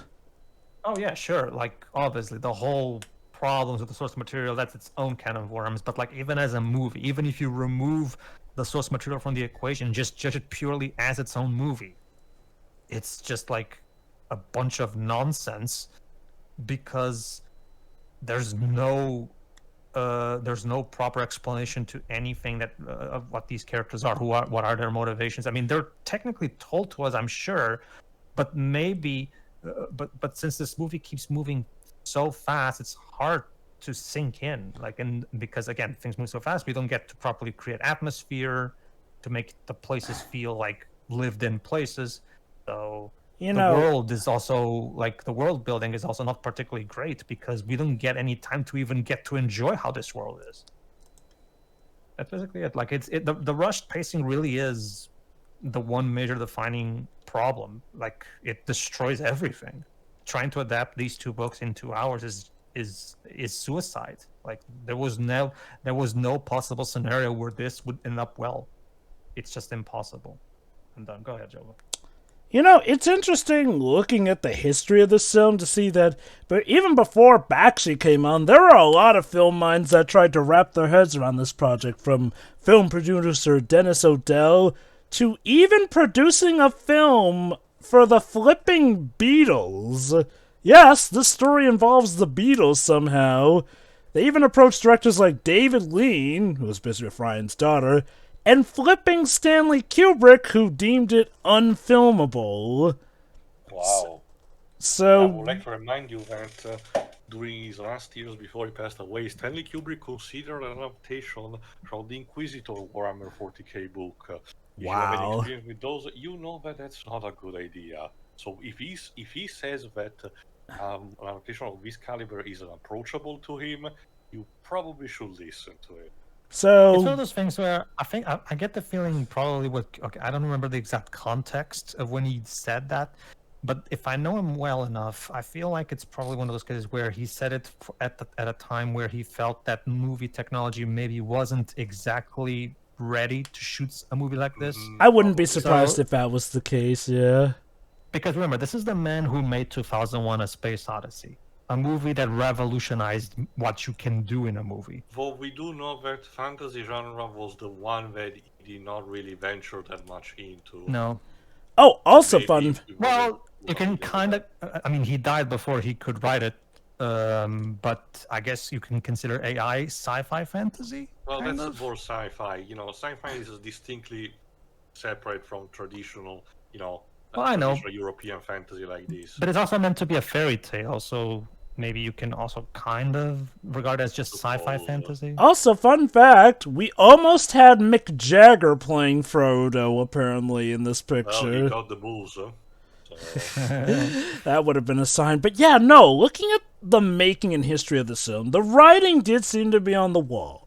Now, I will applaud Bakshi for trying to work with less than ideal circumstances. And I can get why. Like, Lord of the Rings was meant to be, like, the big adaptation of the time. Like, if I'm comparing correctly, I'd say it would have been like the Jurassic Park of its time, had it been successful. That is true. You have to understand one thing, because, you know, the Jackson movie made it appear like he just came out of nowhere. Lord of the Rings was very famous, you know, before any of the adaptation among fantasy circle. The only reason it wasn't famous in the big, you know, in the public eye on a big scale was because until the Jackson movie came out, fantasy live-action movies were considered complete box office poison and something reserved for basement dwelling nerds, you know, stuff like Labyrinth, you know. Now, so it was literally, like I said, it was literally a case kind of like Star Wars, where it was unprecedented and it revolutionized everything. Now, hindsight is 2020, so maybe people weren't as aware that they were in the dark age of animation at the time. But I think the best way to describe this film is, for a project as ambitious as a Lord of the Rings project, the dark age of animation was probably one of the worst possible moments to try and make a Lord of the Rings animated movie. Yeah. Again, to give Bakshi credit, he did find ways to get giant group shots, try and replicate some of the action, and the technology is fascinating with how he manages to blur the line between live action and animation using the rotoscope technology. The problem is, still, it's a combination of executive meddling and some weird decisions that the filmmakers themselves made. Let's start with the visuals. Now, good art style, as to be expected from Bakshi, but the logic doesn't always add up. Sometimes people look pretty much like live action, just dipped into an animation world. Sometimes they feel like they're transitioning between the two, and the thing is, it doesn't make any consistent sense. Like, okay, for instance, sometimes you think, oh, maybe this race will look more realistic, but then no, there's a point where they actually look more animated. I guess I'll give him credit. He kept the orcs consistently more realistic looking. But again, other characters at times look animated, but then look live action. Yes, Tio? The orcs, again, use a combination of practical effects, like you said, kind of like the Tusken Raiders, in order to also represent the more otherworldly kind of nature of them. There is that. Go on. It's like there's no consistent logic with it, and I can get how that might make the film a bit of an eyesore at times. That said, visuals aren't everything to a movie. What about the story? Oh boy, the pacing. Again, if you were like... It's like I said in my final thoughts, it all boils down to the pacing. Like, I hate to say it, but Pedro did have a point in comparing it to Last Airbender. Now, let me just start this out by saying, nowhere near as bad as Last Airbender, but it does have a similar problem where if you're familiar with the thing that it's adapting, you're probably just going to be pissed off with how certain iconic scenes get rushed through or overdone. And if you're not a fan, you're going to be confused as all heck. Exactly. And, like, I can't blame anyone for feeling that it's incomplete. Some scenes legit just stop with no proper conclusion. Even the movie itself ends. And weirdly enough, it ends with the narrator saying, and thus they drove out all darkness and evil from Middle-earth forever. And I'm like, shouldn't you shave that narration for, like, you know, the final movie, my dude? Kind of a bit of a spoiler. Like, yeah, they say that the story will continue, but they act as if the day is completely won. It's almost like they knew they weren't going to get a second movie or something, so they just gave a little addendum. And, yeah, it's a nice battle to end off of, but, again, it doesn't even feel like we get a proper ending. Like, it feels weird that the last shot is actually not on Frodo and Sam. Like, sure, yeah, the last thing we see is just them going off with Gollum, which, yeah, was also the case in the Two Towers movie, but that still had a degree that felt like the movie was complete, or at least had done its job, per se. But not so with this one. The acting. Yeah, I'd say it's fine across the board. I'll admit, part of this is me just inherently comparing it to the Jackson film. So, okay, to be fair, without the Jackson film to compare it to, these actors are just fine. However, if I am comparing it to the Jackson movie, they pale in comparison. Like, yeah, I know different standards, but Jesus, the Gollum bit alone... The Saruman in particular, like you like when you have Christopher Lee as Saruman, which is quite possibly one of the best casting decisions ever made in cinema history, it just becomes difficult to even remotely imagine somebody else playing Saruman. Like, it cannot be understated, the labor of love that Jackson must have had to go on to, because keep in mind, when Jackson made the Lord of the Rings trilogy, he was not as popular as he is now. Remember, the Lord of the Rings trilogy is what got him his fame. So for him to have got the perfect cast and everything like he did was, well, again, no small feat.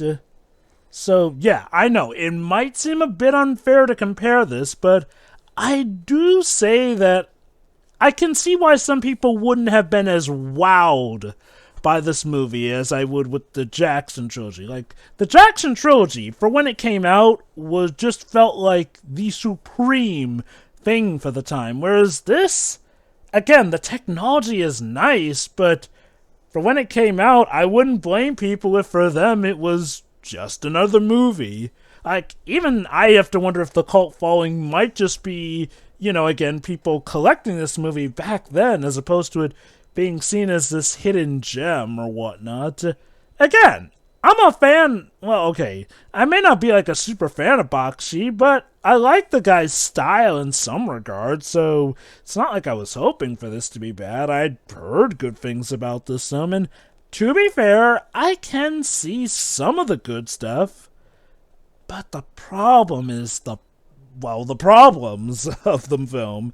The music is, I don't want to say it's bad, but it does not keep my attention, like, at all. I don't think I could really remember any of the tunes, even the songs.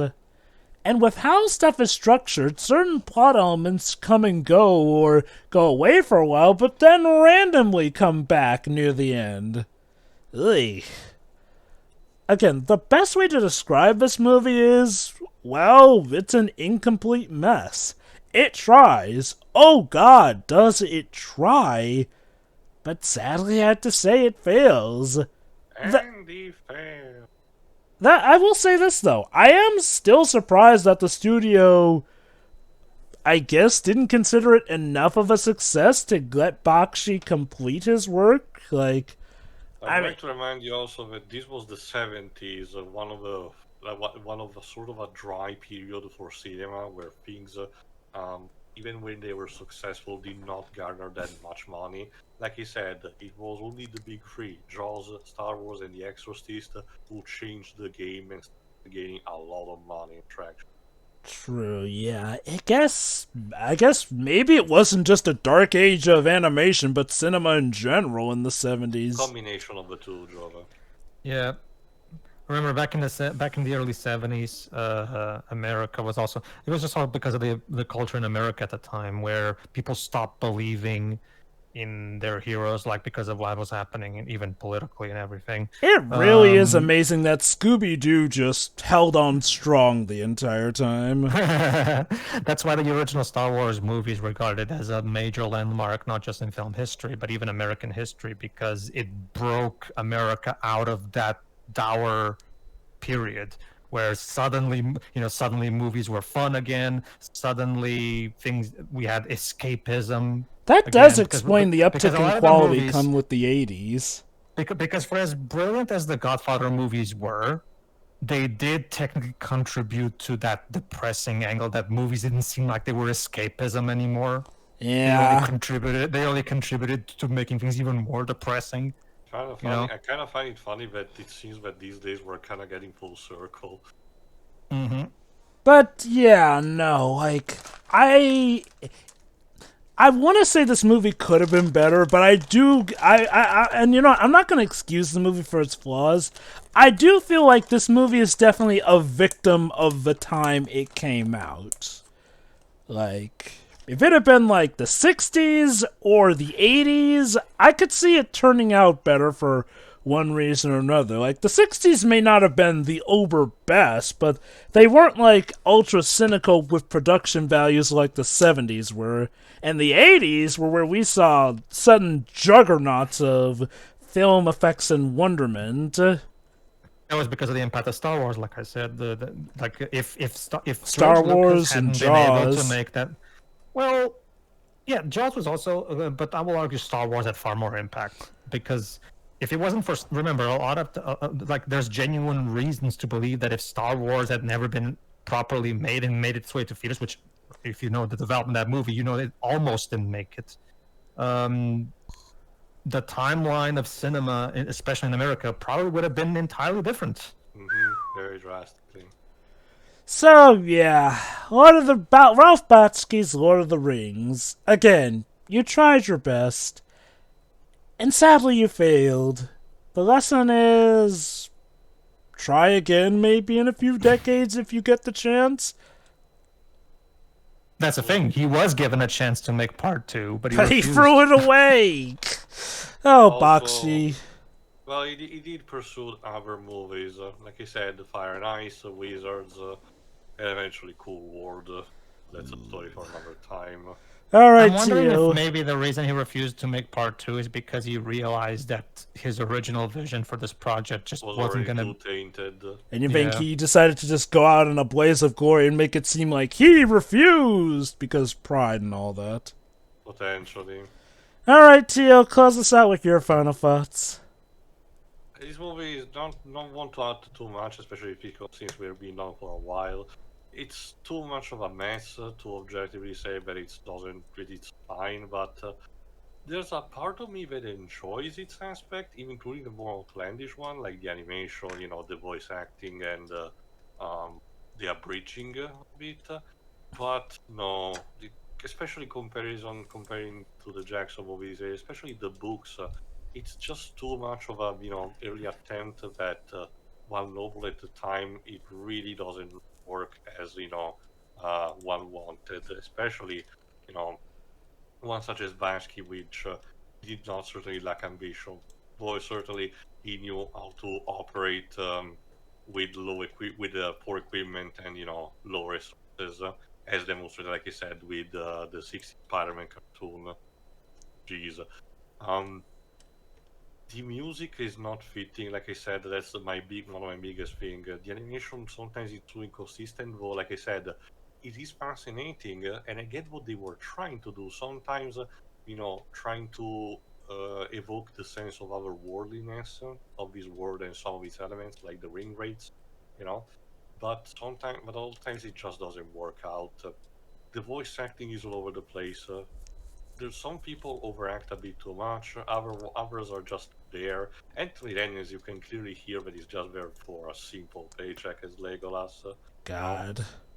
Um, then you have people like Saruman who are beyond cartoonish, at their point, which would be fun, but the trade-off is because they don't have much to showcase.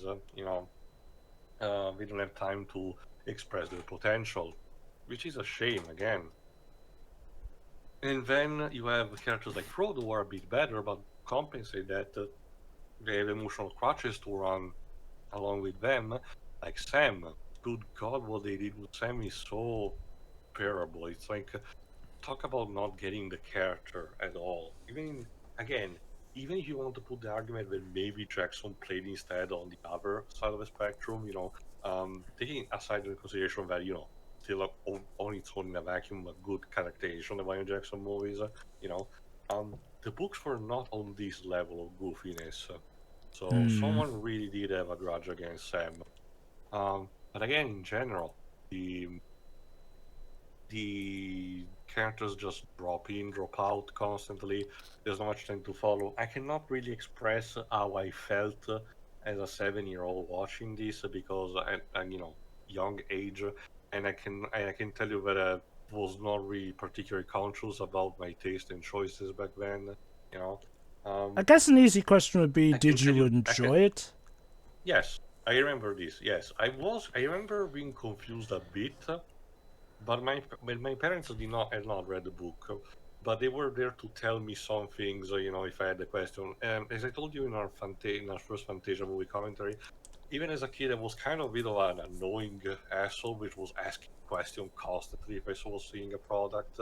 So my parents were there to basically filling me the gaps that I wanted to know. There is that. Um, Again, putting aside their arbitrary takes on what I was supposed to watch and what not. But my point towards this movie, it's fascinating, an interesting time capsule, but unfortunately, because of the elements that we discussed, it cannot work I would believe, like, the biggest question is, if Ralph Bakshi had enough time and money, would he be able, and if he had been able to complete freedom in realizing project, would he be able to pull it off? That feels like I so, want to think probably. yes, but I also get the idea he would have taken things, again, into his own direction. We already see some stuff happening, for example, in how Saruman looks, like how Sam looks. Who knows if there was something more that he potentially could have done and taken the adaptation into a different drastic direction. Remember, that's what he did with Fritz the Cat, and he got to the point where the original artist, Robert A. Crumb, was so furious about the changes to his creation that he killed the character in a comic. Dang. Literally disowned his own creation in the worst There's being possible petty, way. and then there's that. So, frankly, I part of me is curious, but another part of me believes that maybe the end result will end up being that great. Already, the Jackson movies strain in a lot of ways, and I can argue as time passes, they're starting to show their cracks in terms of adaptation. So I do believe, another adaptation may be possible. If it's still Warner Bros. And you don't really want to reboot it, make it completely animated again. I wouldn't mind. And handle it to the people who are making the Mortal Kombat movies. They seem to be knowing what they're doing. Well, I wouldn't mind that. Who knows? Only time will tell. Speaking of time, that's all we have for today. So, at some point, we will look at the Rankin Bass version of Return of the King. Who knows when? God. See ya. See ya.